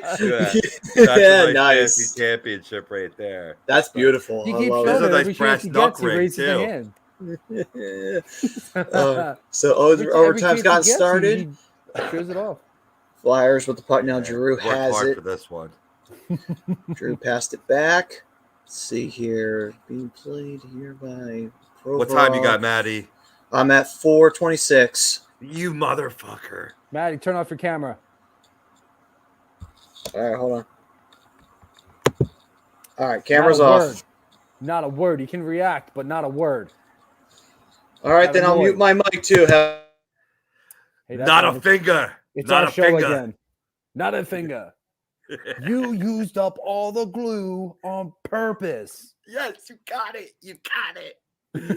Well, of course done, I got it. Oh, Konecny.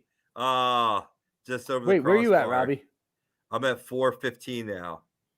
Okay, I'm a couple seconds in front of you, but I won't react until Pella got in front of that.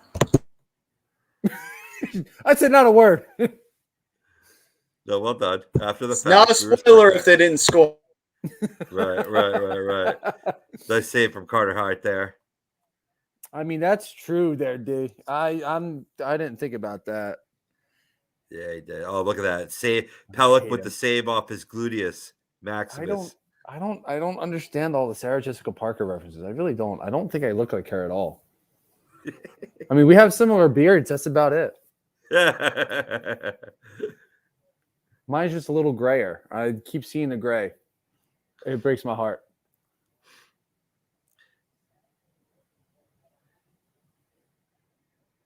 Oh, that sucks.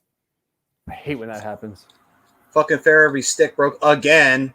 At least good seeing Farabee out there skating though. At least that means the shoulder was just jarred a little bit. Yeah, he looks fresh. He looks good. Yeah, he's ready. He's all right.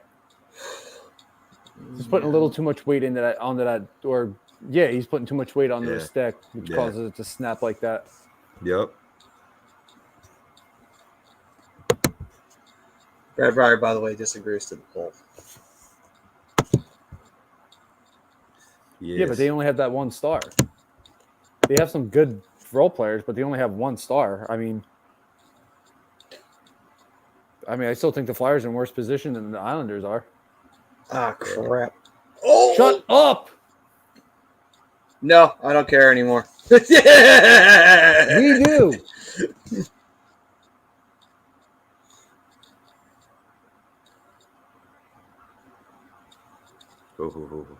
Team Epic saying, let's go Islanders, and then C-Masty 20, let's go Flyers.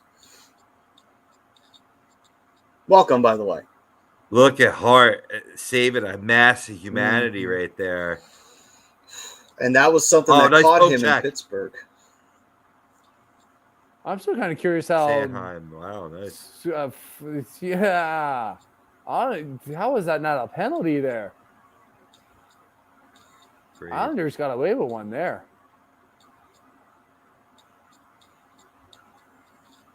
The evidence is right out on the ice. I mean, at the end of the scrum, a Flyer got cross-checked over into their goaltender. I don't know. I think they got away with one there. Yep. Big save from Hart coming up. I'm going to kill him. I'm going to drive up. I probably shouldn't say this online, actually. It's like my older brother when he sees a movie before me. He just can't help himself. Mm-hmm. Again, that is a nice save. Look at the backspin on that puck, too. That's how hard that shot was. Jesus. Right? Off the pad, right? Off the right pad. Yeah, it looks like it was. Whew. Well, I will say this, though. It's not a spoiler if no one scores. True. Yeah, I can't stand him. C-Massey 20 saying, let's go Flyers. In this overtime period. This has been exciting, actually. I'm very... just out of reach of TK. Team Epic saying, let's go Flyers, or Islanders.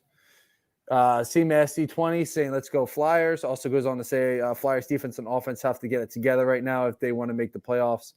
If not, moves will be made. And I agree with that completely. Yeah, agreed. I think there's going to be some big names. Overdue. Names moved.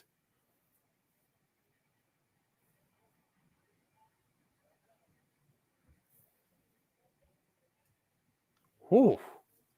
It's a good play there. Nice backhand. That's always good to get a backhand on because the goalie can't read where it's coming from. Oh. How was Provorov there? Just floated that wide. Yeah, he did get back on that to his credit. Look at him leading the rush here. Yep. Oh. Nice back check. Took the puck away from Provorov.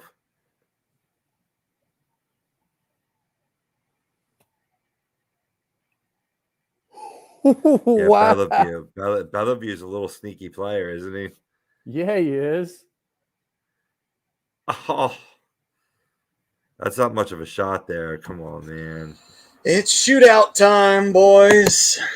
Oh, great. That means we still lost. got 6 seconds. Doesn't matter. And I have. That's me because I don't know what happens in that 6 seconds. Well, I'm not going to mute myself now because it's the freaking shootout, so there's no point. We already know that the Flyers are probably going to lose this. I'm going to have to talk to Tom about your...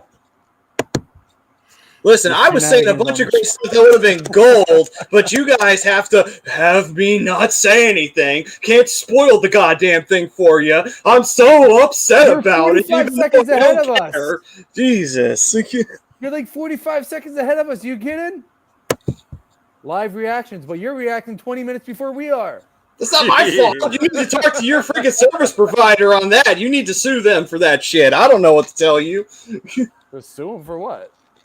For a shitty service. I don't know what to say. My service is fine. I've had too many of these V8s today. I can tell you that right now. My blood is like... It's like more tomato juice than... No, it's fruit juice. I'm sorry. That's why they'll be 8 as. Yeah. No, Ted. That will work in reverse because I said that we will lose. Wow, Canes are up Carolina 7-1. pouring it on. Tom, bad service gate. My service is fine. I've had no issues. It's just Maddie's like 2 hours ahead of us. That's a little excessive. 2 hours is a little excessive. Of course, So I hope so, man. You know me, I'm an excessive person. All right, so Konecny's starting off this shootout. I am questioning that decision, but who knows? He scored tonight, so let's see. You might be getting a hot stick. Keep feeding them. All right, here we go. So that's good. Do I even need to watch this? I'll just watch Maddie. Yeah, unfortunately, no goal there for Konecny. Well, at least the Flyers got a point out of this. Dead saying I'm officially a jinx if we lose. Listen, I'm with Ted on that one. I like the move, though, from Konecny, though, coming out wide and coming in there, though. Good save. Not a terrible move. Got Beauvillier, who tried to make a little move there. Like Anthony Beauvillier, he's not going to set the world on fire, but he's a sneaky player. I like his game. Yeah. Let's see here. Giroux, I love you, man. Oh, that was a bad choice. Bad choice. Yeah, he's got slick mitts. He needs to go up there and get fancy. Yeah. I didn't like the shot choice. I mean, the shot choice wasn't bad. I think he needs to go out there and he needs to dig the goalie out of his pads. His hands are too good. Totally agree, Joe.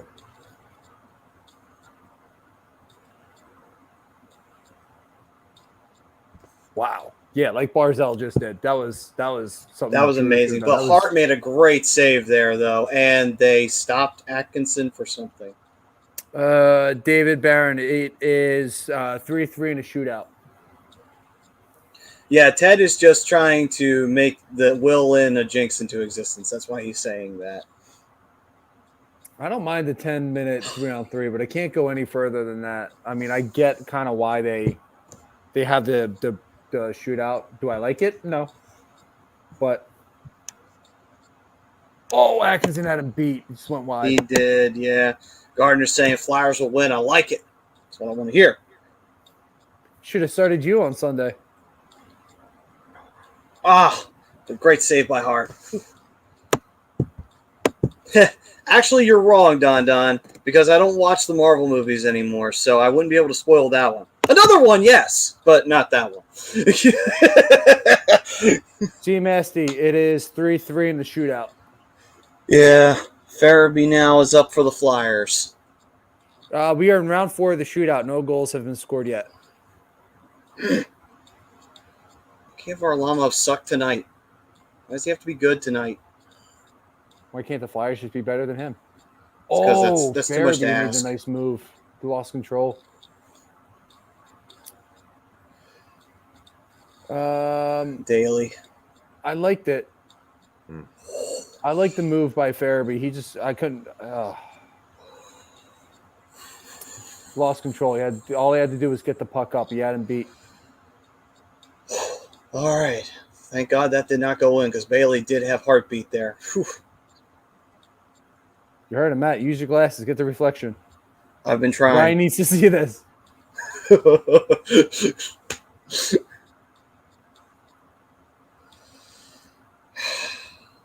Oscar Lindblom.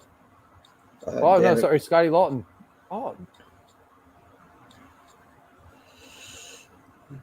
And Varlamov gives a little wink afterwards there on his face, like he's stone-faced, which is bad because that means he's locked in.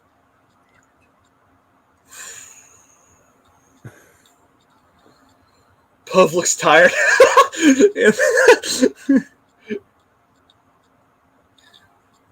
I have tried to reverse the curse, Ted.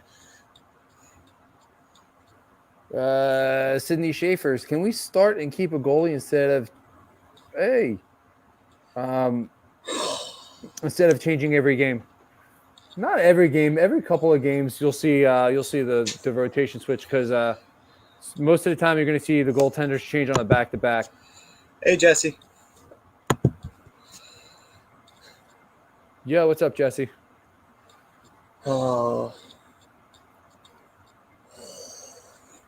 Man, the goalies are feeling it right now. That's all I can say right now. The goalies are feeling it.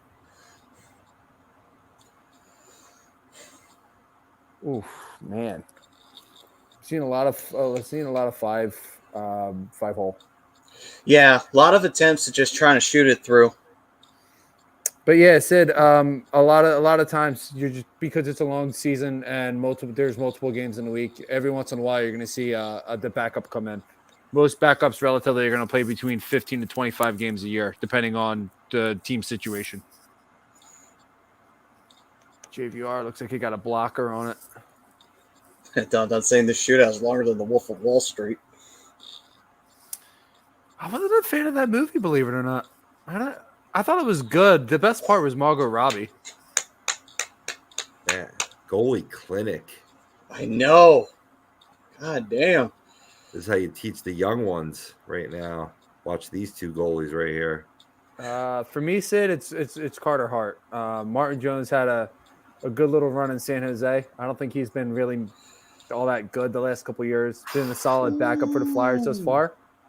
But Hart is your franchise guy. He's going to be the starting goalie. He's Look a at that glove guy. hand from my son. I know. Hart flashing that leather. It's beautiful. Yeah, I would agree too. I think Jones is Jones. There's a reason why San Jose didn't want him back. He's not a bad goalie. He's a solid backup. It's just he's not a starter like he used to be. This is Oh my God, Jesus! What the fuck? He's really showing off here. We're almost at double-digit frames. What the fuck? Jesus. What's the record? 14? I think so. What was that? Was that a Wild game? I don't know why I don't the remember Wild. who played it, but I think it was the Florida Panthers and somebody else. They went like 14. Neither of these teams are bad enough to win this game. Oh, all right, Proby's up. Maddie, if you react, I'm going to stab you in the neck with a knife. You missed my reaction, so it's okay. Ooh. I said "son of a bitch" because he chose to shoot it.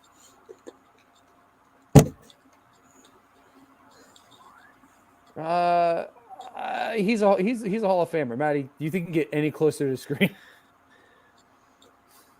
I love you, Maddie. I gotta go out wide like that, and just to come in with a simple shot makes no sense. Oh wow. Wow, that's a heartbreaker. We lost. Just sniped the corner. Just sniped the corner. That's all it was. Also, real quick, Sydney Tuukka Rask is a Hall of Famer. Yeah, he is. He's a Hall of Famer. Ted, Flyers lost. Final score of 4-3 in a shootout. 9 frames in the shootout. Yeah, 9 frames in the shootout. Wahlstrom got it past Hart. Well, I kind of don't blame Wahlstrom for choosing the shot that he did. You think about how many guys just came through and pretty much tried to go 5-hole. Wahlstrom went up high. If you watch Hart, he kind of goes down first and then reacts the other way. If you watch his, it would be his right blocker, his right leg pad. That drops first, and then you just see Wahlstrom go up. Mm-hmm. Yeah, Ted, I think you pretty much describe it. Fuck this shit, and Benny follows it up with fuck this team. And then Joe says, gotta feel bad for Hart. Stopped 8 fucking penalty shots. I just feel bad for Hart in general. He puts on these phenomenal fucking performances, and what do the Flyers do? They shit the bed in front of him every fucking time they do. It's stunning. I've never seen a goalie who puts more effort into his fucking team, and the team responds with, hey, Hart, fuck you. We know you're busting your ass, but we're just going to sit here and be lazy sacks of shit. And that's exactly what the Flyers do every goddamn fucking time in front of him. If Hart wants to get traded at the end of his fucking contract, if he's putting on seasons like this and the Flyers have no response, I don't fucking blame him, because he deserves better than this goddamn team right now. He really does. On another team, we're in a playoff position. On a better team, we're in a playoff position with Hart's performances on top of it. That is fucking dog shit, the way the Flyers play in front of him. And then when they play great in front of Martin Jones, then everybody gets to fuel the fire of, well, why is Carter Hart not as good? Fuck you, because the team doesn't play good in front of him. That's why they don't. Because this team is so goddamn inconsistent, it's not funny. Do you think it's just that they trust him so much that like they, they're willing to allow him to take the shot on goal and not like get in more in the traffic areas, allowing like more rushes on Hart? Do you think that has something to do with it, or what? How do you break that down? Honestly, I think it's just the team playing poorly. I think it's just the inconsistencies. Yeah. The inconsistencies are there, and they glaringly show. Because it does happen with Jones. It's not to say that it never happens with him, because there's been a few games where Jones has been in net, and it's been a stinker. So it's definitely something that we've seen when both goaltenders have been in the net. So it's just the team. The team in front of them has played like shit, and it shows. And it's a shame. You had a very winnable game for the second time in 5 days, because that Rangers game was winnable, and they fucked that up too. So you fucked up 2 winnable games. That pretty much tells the story right there about this team. More evidence to blow it the fuck up. More evidence. What more do you need? This team cannot even get a fucking win when they had it won in their fucking hands. It is shocking. They had a couple things not go in their favor tonight, but for the most part, this was a hard-fought win for the Islanders. You can say what you want about the Flyers, but the Islanders didn't give up. I thought the Flyers played very well in the second half of the game. Flyers being offsides cost them a goal. You blame the refs if you want, but he was clearly offsides. That was a clear as offsides. I was joking before. Oh, I know you were. I'm just saying. Not necessarily towards you, but just in general. And then that game tying goal in the third period, that was a hard fought goal by Casey Cizikas. He put himself in good position. Braun was there. Braun had him tied up a little bit. Yeah. He just got out muscled for the puck. That's all that happens. That is unfortunately that was a hard fought win for the Islanders. Flyers were in it. Flyers were never out of it. They rebounded. They answered when they needed to. But they are also one of the worst shootout teams in the NHL, which is why it's a joke. Yeah. I'm not going to be as hard on the Flyers tonight, because they did play a good 40 minutes of hockey overall. Yeah. Bad first 20. I can't be that hard on them. I can't. I'm going to, because this team it fucking cannot close the games out when it needs to. It's like, I get it. A bounce doesn't go your way, but at the same time, it's just like, can't get out muscled in front of your net. Can't allow a team to come back and tie the game up. You have to close out the third. I get it. 1 goal game, 1 goal leads. They could change at the drop of a dime like they did right there. But then you have opportunities in overtime, and you don't get the job done either. You made a couple of mistakes, too, on a couple of missed passes, and that could have been breakaways right there. So, again, it's another one of those shoot yourself in the foot. It's like bullet meat foot. Sorry, guys, I guess we're not going to make the playoffs this year, and it's just frustrating to see it every fucking time. Maybe more so in that Rangers game that the Flyers shot themselves in the foot than this one tonight, but at the same time, still could have won this game. And you didn't get the job done. They could have, and they should have, but also, I'll let Robbie jump in here real quick. Varlamov played great tonight, too. So he did. I'm not taking that away. I'm not taking that away.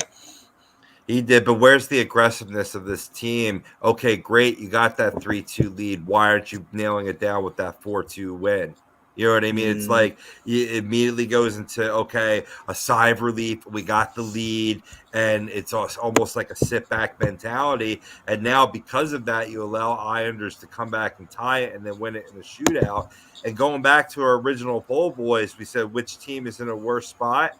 Now, after this game, it's a 3-point difference. Flyers only have a 3-point lead. but have played 7 more games. Their win percentage is 434 to the Islanders 484. You know, I think the proof's in the pudding right there, directly by the way this game has ended. Who's in a worse situation right now? Yeah, The no, answer's absolutely. clear. Absolutely. And I'm not disagreeing with either of you guys. I'm just saying, like, it was a much better effort from this team tonight than it was last night and then the night before against the Rangers. So, I mean, It was a copycat of the Rangers game, though. It really was. They had that same type of effort, just to let it screw the pooch in the last 5 minutes of the game. Well, what the Rangers game wound up being, what, 4-1? No, it was closer. It was, I think it was 4-2. 4-2 with the empty netter. Yeah, with the empty netter. And it was like at the 6-minute mark in the third period that the Rangers took the 3-2 lead, because the second period went down scoreless, and then they did a reverse version of the first period at the beginning because the Flyers scored to take the lead. 37 seconds later, the Rangers tied it up. Right, but there's an example of the difference between the two teams. Them getting out to that 3-2 lead, and next thing you know, it's 4-2 Ranger win. You know what I mean? Yeah. That's the difference between the two clubs right now. No, I absolutely agree. But again, I thought the effort tonight was there for the most part. I mean, you kind of killed the momentum with the offsides, but that's the Flyers. That's on the Flyers. And then, like I'm saying, on the game time goal, sloppy play. Bounces are going to go their way. Bounces are going to go both ways, and unfortunately, a bounce went the Islanders' way tonight. If it went the Flyers' way, I mean, if that goal never gets overturned, you're looking at a 4-2 game, or even 4-3. So you have that comfort goal. But I agree, they need to get that aggressive attitude. Once you have that lead, you need to keep your foot on the gas. You need to stay in the offensive zone, and I thought they did for the most part, but I don't think they were as aggressive putting the puck on the net after they got the lead. That's kind of what hurt. Yeah, it's that's not necessarily. What led to it. And I don't think they necessarily failed at closing out this game. I definitely noticed a lack of aggressiveness, though. They definitely went back a little bit. Bounce back, dude. I don't think we can bounce back. Brother, I appreciate the optimism, man, but I have more faith in your Red Wings going to the Stanley Cup Finals this year than I do the Flyers bouncing back. Like, this team is so terrible at freaking finishing off games and fucking being consistent. And that's the other problem, too. You lose a game here that was winnable, then you go to the next game and you fucking get absolutely bombshelled 6-1. And it's just like, and people wonder why the Flyers stink this year. It's no surprise because this team is so inconsistent. And it's just, I appreciate it, though, brother. I really do. I do. Plus minus is minus 35, so that says a lot. Yeah. If I'm Chuck Fletcher, I'm looking at the standings right now, and I'm not 100% sure if it's been updated. I'm like 95% sure that it has been already because it's been a final for a few minutes. Flyers are 8 points out of the playoff spot. They can make a move now to solidify the defensive core a little bit more and maybe make another move to bring in a scorer. There's a possibility that the team could turn it around. But they have to do it soon. That's the other thing, too. Fletcher did bring in Ryan Ellis, and we lost Ryan Ellis 5 seconds into the fucking season. So that's another thing that I can't really hold that against Fletcher because how was he supposed to know that, Ellis's bones were made of fucking glass when he came to Philadelphia? I guess he got that transplant before he came up. I mean, he does have a reputation behind him. But yeah, I mean, I agree. That's out of your control. That's out of Fletcher's control. It's out of Ellis's control. Some guys are just built like that. It's unfortunate, but it's the truth. So now, with the trade deadline looming, about a month-ish away, you got to go out. You got to make a move while you're still in it. They're not far out. Like you said, That's 8 points out. Part. 8 points out of the second wild card spot. As bad as they've been. That's so weird that they're still only 8 points out. Right, and this is the second 9-game losing streak of the season. Yeah. Keep that in mind. So if they can go out and they can make a couple moves to upgrade at certain positions, do it. Because I agree with Joe. I agree, Maddie, with what you said. They need Ryan Ellis right now. They absolutely need him. They need him. Mhm. So you go out, if you know he's not coming back this year, go out and get somebody. Get a rental. You know how many top 4 defensemen are going to be out there for rentals? No, there'll be plenty of them for Mhm. teaming. Well, that brings it back to the Klingberg deal that we were talking about earlier with Priz. Yeah. Yeah, that's true. Yeah. Jesse's, And, you know, I anybody that's sitting there saying that, you know, the Comcast Spectre Core is a problem, I agree. Trev said it. Jesse's in his way. Jesse's saying it. yeah, right here. Yeah, that's a major problem, and the front office is a major problem. There's dysfunction all over this organization. But yeah, I mean, Don, I get it. The Bruins need to lose, but all the Flyers need to do is win and just let everything else fall into place. Yeah. If it's meant to happen, it's meant to happen. But they need to get back to winning hockey games. They're not out of it. All right, gents. So final score for tonight: the Islanders take it 4-3. They came back and tied it up in the third period after the Flyers took the lead. Late in the third period, they were able to tie the game up with a goal from Casey Cizikas, and then in overtime. In the shootout, Wahlstrom gets a shot by Hart. Hart putting in a valiant effort, but unfortunately, as always, as every Flyer goaltender finds out the hard way, the shootout is the Achilles heel of the orange and the black. He held his own, though. He held his own through 8. He did, and that's why my heart breaks for him. It's like I feel so bad for this guy. This kid I love this kid so much, and this team fails him. It's like the team failing Giroux everywhere. It's like, oh my God, are we going to do this again? We're going to waste the top tier talent because this team can't get its head out of its ass. Are we really serious right now? Come on, guys. But again, just something to hopefully ease your mind a little bit there, Maddie. Mm-hmm. He's only 23. That's true. He's still very young. So there is that. All right. So, gentlemen, we'll go run off these reads here. And then after that, if you guys have anything for the shootout and around the league, we'll get to that. But first, tell you guys about something that I think we're going to need right now, and that's mental health. If anybody out there is struggling with any issues, like whether you have an addiction issue or a mental health issue, whether you yourself or, say, a family member of some kind or a loved one, a really close friend that you would, take a bullet for, is currently going through some issues right now, do not waste time.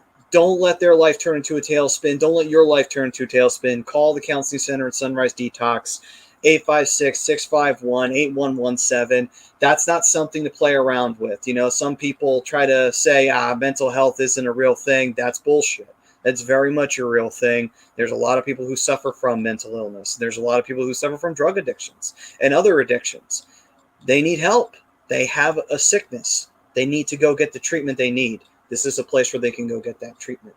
We don't want to see anybody go through a lot of the crap that you see somebody go through, And so, yeah, go to the Counseling Center Sunrise Detox. Give them a call. Get the help you or that loved one needs, because it's important. Very, very important. All right. Also, unfortunately, Carter had it. Hart had it. The rest of the team didn't, especially that fucking defense, or whatever the fuck we call that defense. Confidence! Something that we would like to see this team find it. Unfortunately, it's very hard for an inconsistent team to do it.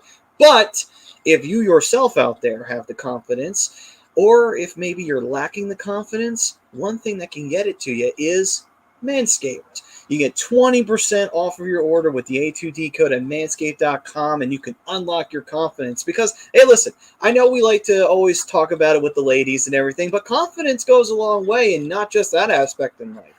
Go to trying to get a new gig, try to get a new job. You want to nail that job interview? If you feel confident, you are going to smash that job interview, and you're going to get the job offer. Things like that. Tiny little things like that. That's how confidence can help you in so many ways. Manscaped is a way to unlock it. Or you can go to a bar and meet Carter Hart and be like Jimmy of the Flight Zone and man Carter Hart because you're confident because you're using Manscaped and Carter Hart isn't. And you still get the girl. So there's your silver lining. I just built up Carter Hart, and then there you are just tearing him down. That's a very Ducks thing to do from you right there. Very, very Duck thing to do from Sarah Jessica Parker. But, It's fine, because you know what? My goaltender's an all-star. What's yours going to be? Oh, right. Your goaltender's going to be sitting at home. Sorry, that was uncalled for. And the Ducks are going to get eliminated at what point before the Stanley Cup final? Probably the first round. That's fine. We're playing with house money. We ain't even supposed to be where we are. At least we'll get to the playoffs. Doesn't mean anything if you don't win the cup. Don't matter. We're playing with house money. We're not supposed to even be this far. We know that all too well, right, Maddie? Yeah. It's like the Eagles on Sunday. It's playing with house money. Yeah, you go in that playoff game expecting a loss, but you want to win, but you don't care because at the end of the day, you weren't supposed to be there anyway. But the ultimate point, though, that we want to make is, Bri, what do the ladies and what do you not want in your life? Well, I don't have to worry about it, but you want to make sure those ladies don't find out that you have any junk funk. So get that confidence. Go to manscaped.com. Nice. There we go. All right, then. And if you enjoy the Hockey Happy Hour, and if you do, thank you very much. And if you wish to support us, na2dradio.com. Bri, where can they go to support? Head on over to phillydrinkers.com. That's a Philly Drinkers LLC. They do a great job of putting out t-shirts, show shirts, hats, mugs, blankets, socks, board shorts. I'm not 100% sure they're still there, but I'm pretty sure that we can get them for you. But head on over to phillydrinkers.com. Alex Einhorn will take good care of you. Great quality stuff over there. That's phillydrinkers.com. Absolutely. And if you are looking to buy or sell a home or have a change of career in brokerage, call Alan Foy at 302-682-8820 at eXp Realty LLC, or find him on the web at alan.foy at exprealty.com. Very important when you change your career or when you buy or sell that home. So do it right. Alan Foy will make sure it's done right, because you don't want to screw that step up. All right. And by the way, if you have been taking our advice of becoming an A2D member, taking advantage of that Money Pop podcast and that Willie Vegas picks, you got a little bit of extra, you got a little bit of advice to go on. Fan Up is where you can take that advice. And they have daily NFL contests. Right now the playoffs are here, so definitely a lot of money being thrown around. You can use the promo code A2D for 5,000 bonus points, which is a $50 value. All you got to do is go to fanup.app, and that's how you can get paid to be an A2D member. Get you one of these babies right here. Hey, how you doing? How you doing? I'm so proud of it. I work hard. You should. You should be, man. Show that shit off. Show that championship ring off, man. Joe Burrow to Jamar Chase for a fantasy championship, baby. That was a phenomenal fucking last week. Phenomenal. Superflex League, too. Nice. That's right. So be like Rob. Go to fanup.app and get yourself a nice ring to go along with your winnings. All right. And what was I going to say? Don, they'd be the comfiest booty shirts you'd ever get. I'm telling you. The Philly Drinkers, they do a great job over there. Oh, I love it. And all campus OC, they're giving 20% off everything in the store, including hats, shirts, and their team cornhole sets. So when they're opened up and everything down in Ocean City, you can check them out. John Coyle also does the ramp booth and what have you. He's a great guy, and his shop is great too. So head on down there and wear your team colors with pride. Right on. And to finish up our run of sponsors here, someone we know very well, that's Dr. Paul Vidal, specializedphysicaltherapy.com. Bri definitely knows him. He had to go to him to fix up his shoulder, and they did a wonderful job. They did a great job. Allie and Carrie did a great job helping me with the PT and get my shoulder built back up. They did an awesome job. So Allie is over in Burlington. Carrie, I believe, is still in Cherry Hill. Go check him out. Make our doctor yours. It's Dr. Paul Vidal. Let's try it one more time. Let me try that one more time. This is Dr. Paul Vidal. There you go. All right. And the show sponsor, Body Check Wellness, 25% off your order when you use the A2D code. For focus, clarity, dieting, you name it, it's good for it. it's definitely something that can help, get you motivated, get you going in the right direction. So check out Body Check Wellness. And, Riley Cote created, so it's good. All right. Gents, anything you want to throw out there for around the league or a shootout? I really want to go to this When We Were Young concert coming up. I think it's in Vegas. Festival. It's going to be if you listen to any of that punk rock, hardcore, any of that stuff growing up, it's a show for you. Just some of the names of the bands that are going to be there. We the Kings, State Champs, 4 Years Strong, Jimmy Eat World, Census Fail, Day to Remember, Avril Lavigne, All American Rejects, Alkaline Trio, AFI, The Used, Bring Me the Horizon, Taking Back Sunday, Pierce the Veil, I Prevail, Paramore, My Chemical Romance, just to name a few. I really want to go to this damn show. Yeah, that's a time capsule of that era. That's for damn sure. Yo, I just saw Don Don's comment. You're such a dick. What did he say?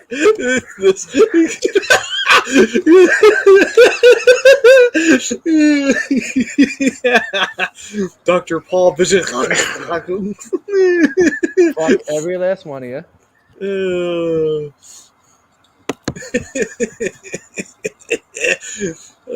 They just love you. They love busting your balls, Brian. Because I butcher names like it's my job. Like, what was it? A week or two ago, I couldn't pronounce Matthew Kachuk, which I almost didn't do it again just then. Right? No balls being busted at all. And we all know that from his daddy Keith. Like, you know what I mean? It's not like it's a new name. You know what I mean? But yet you slip up with Paul by now, and immediately the comments come out. Like, I don't know what I do, man. I must suck. I don't know. I don't know what I do. You didn't finish the comment. You were worried of self-incrimination. Yeah. So I try not to offend anybody. You know what I mean? I self-censor myself to a degree. No. As I'll make the transition, Maddie, to my player of the week this week, I have to give some love to a guy that I normally have land-based in the past, but Marc-Andre Fleury now doing it with another team, man.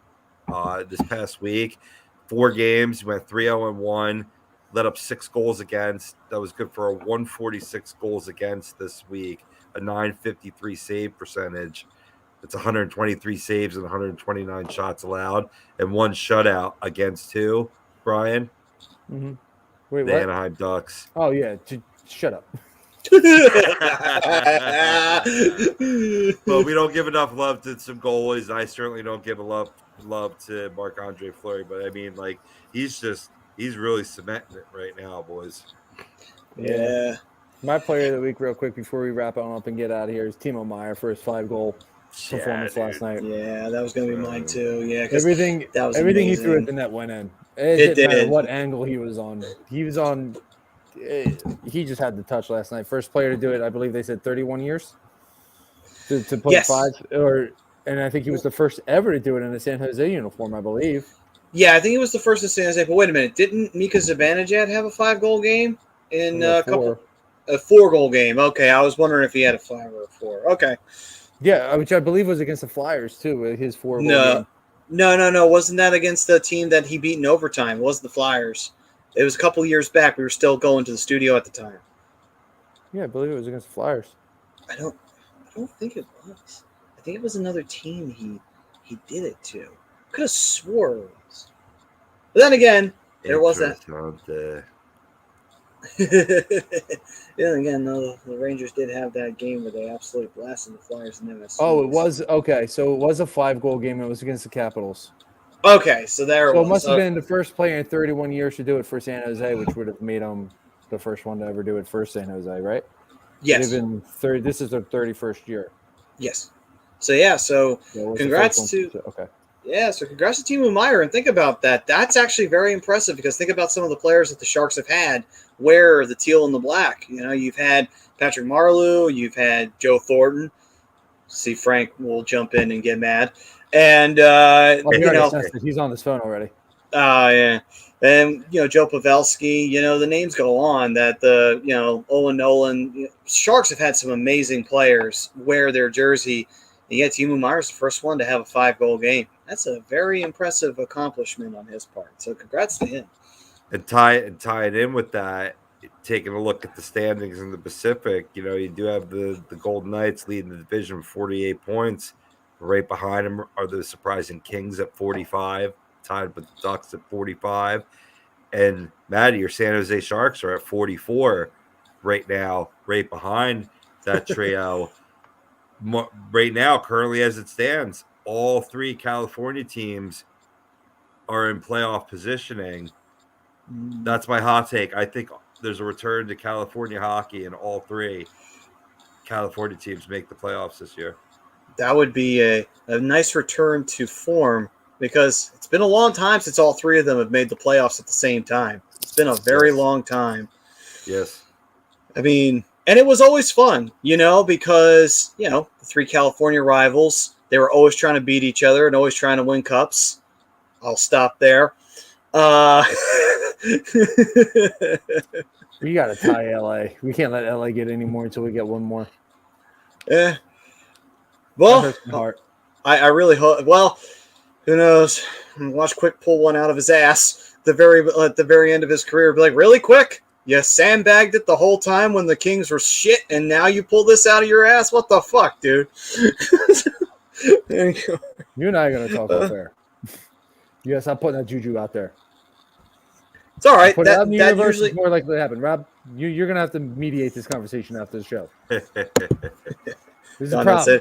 It's a problem. I'll be cool with the Kings and the Sharks making the playoffs. Notice he left one team out of that. And Joe saying, always thought it was funny. Just another year without Detroit in the playoffs. Yeah. Joe saying, always thought it was funny that the old Sharks team had a Leclerc, Ritchie, and Richardson at the same time the Flyers had Recchi, Leclerc, and Richardson. And you wonder why I actually like the Sharks, too. It's just kind of that funny little vibe between the 2 teams, ironically enough, There's no doubt about it, man, because there's what was it? There was a situation where a guy came back with a bunch of hockey jackets made out in Korea. Right, like not cheap knockoffs, like original stuff, but just a little cheaper, right? And this one style of varsity jacket, you'll know it because I was wearing it when you met me, Maddie, at CSB, right? Oh. It was all either Flyers or Sharks of the same exact jacket or whatever. So there is a weird tie-in with the 2 teams. I definitely have seen that in my own life. Yeah. I mean, too, also, how many players have gone from the Sharks to the Flyers? There's been a number, like Bush, he's done both. Obviously, Rathje, although he didn't have the greatest run with Philly. And then you also have Falloon. Pat Falloon, obviously. Pat Falloon. Yeah. Ricci, the aforementioned Ricci, too. I believe he played for the Sharks as well, no? He did. Played for both teams as well. There's been a lot of fun players that have gone between both teams. So there you go. And unfortunately, we also Martin Jones now. Yes, Martin Jones. Yeah.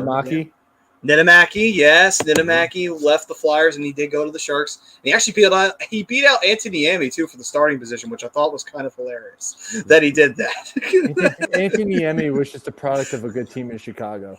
That's a good point. All right, let's wrap it up. Let's get out of here. I need to go to bed. Yeah, all right. All right, gents. We thank you all for joining us. And, that sucked with that game today. So let me just check right here. I think I said it earlier in the show, but I just want to clarify here. Yes. So I hope you enjoyed the Flyers versus the Islanders, because guess what? Next Tuesday, the Flyers get to face the Islanders again, this time in the UBS Arena. It'll be the second time that the Flyers have met the Islanders in their new building. Oh boy. So we're doing a lot of live reactions this year. I kind of like it. I do too. And especially because I get to spoil some things. Movie's paying off.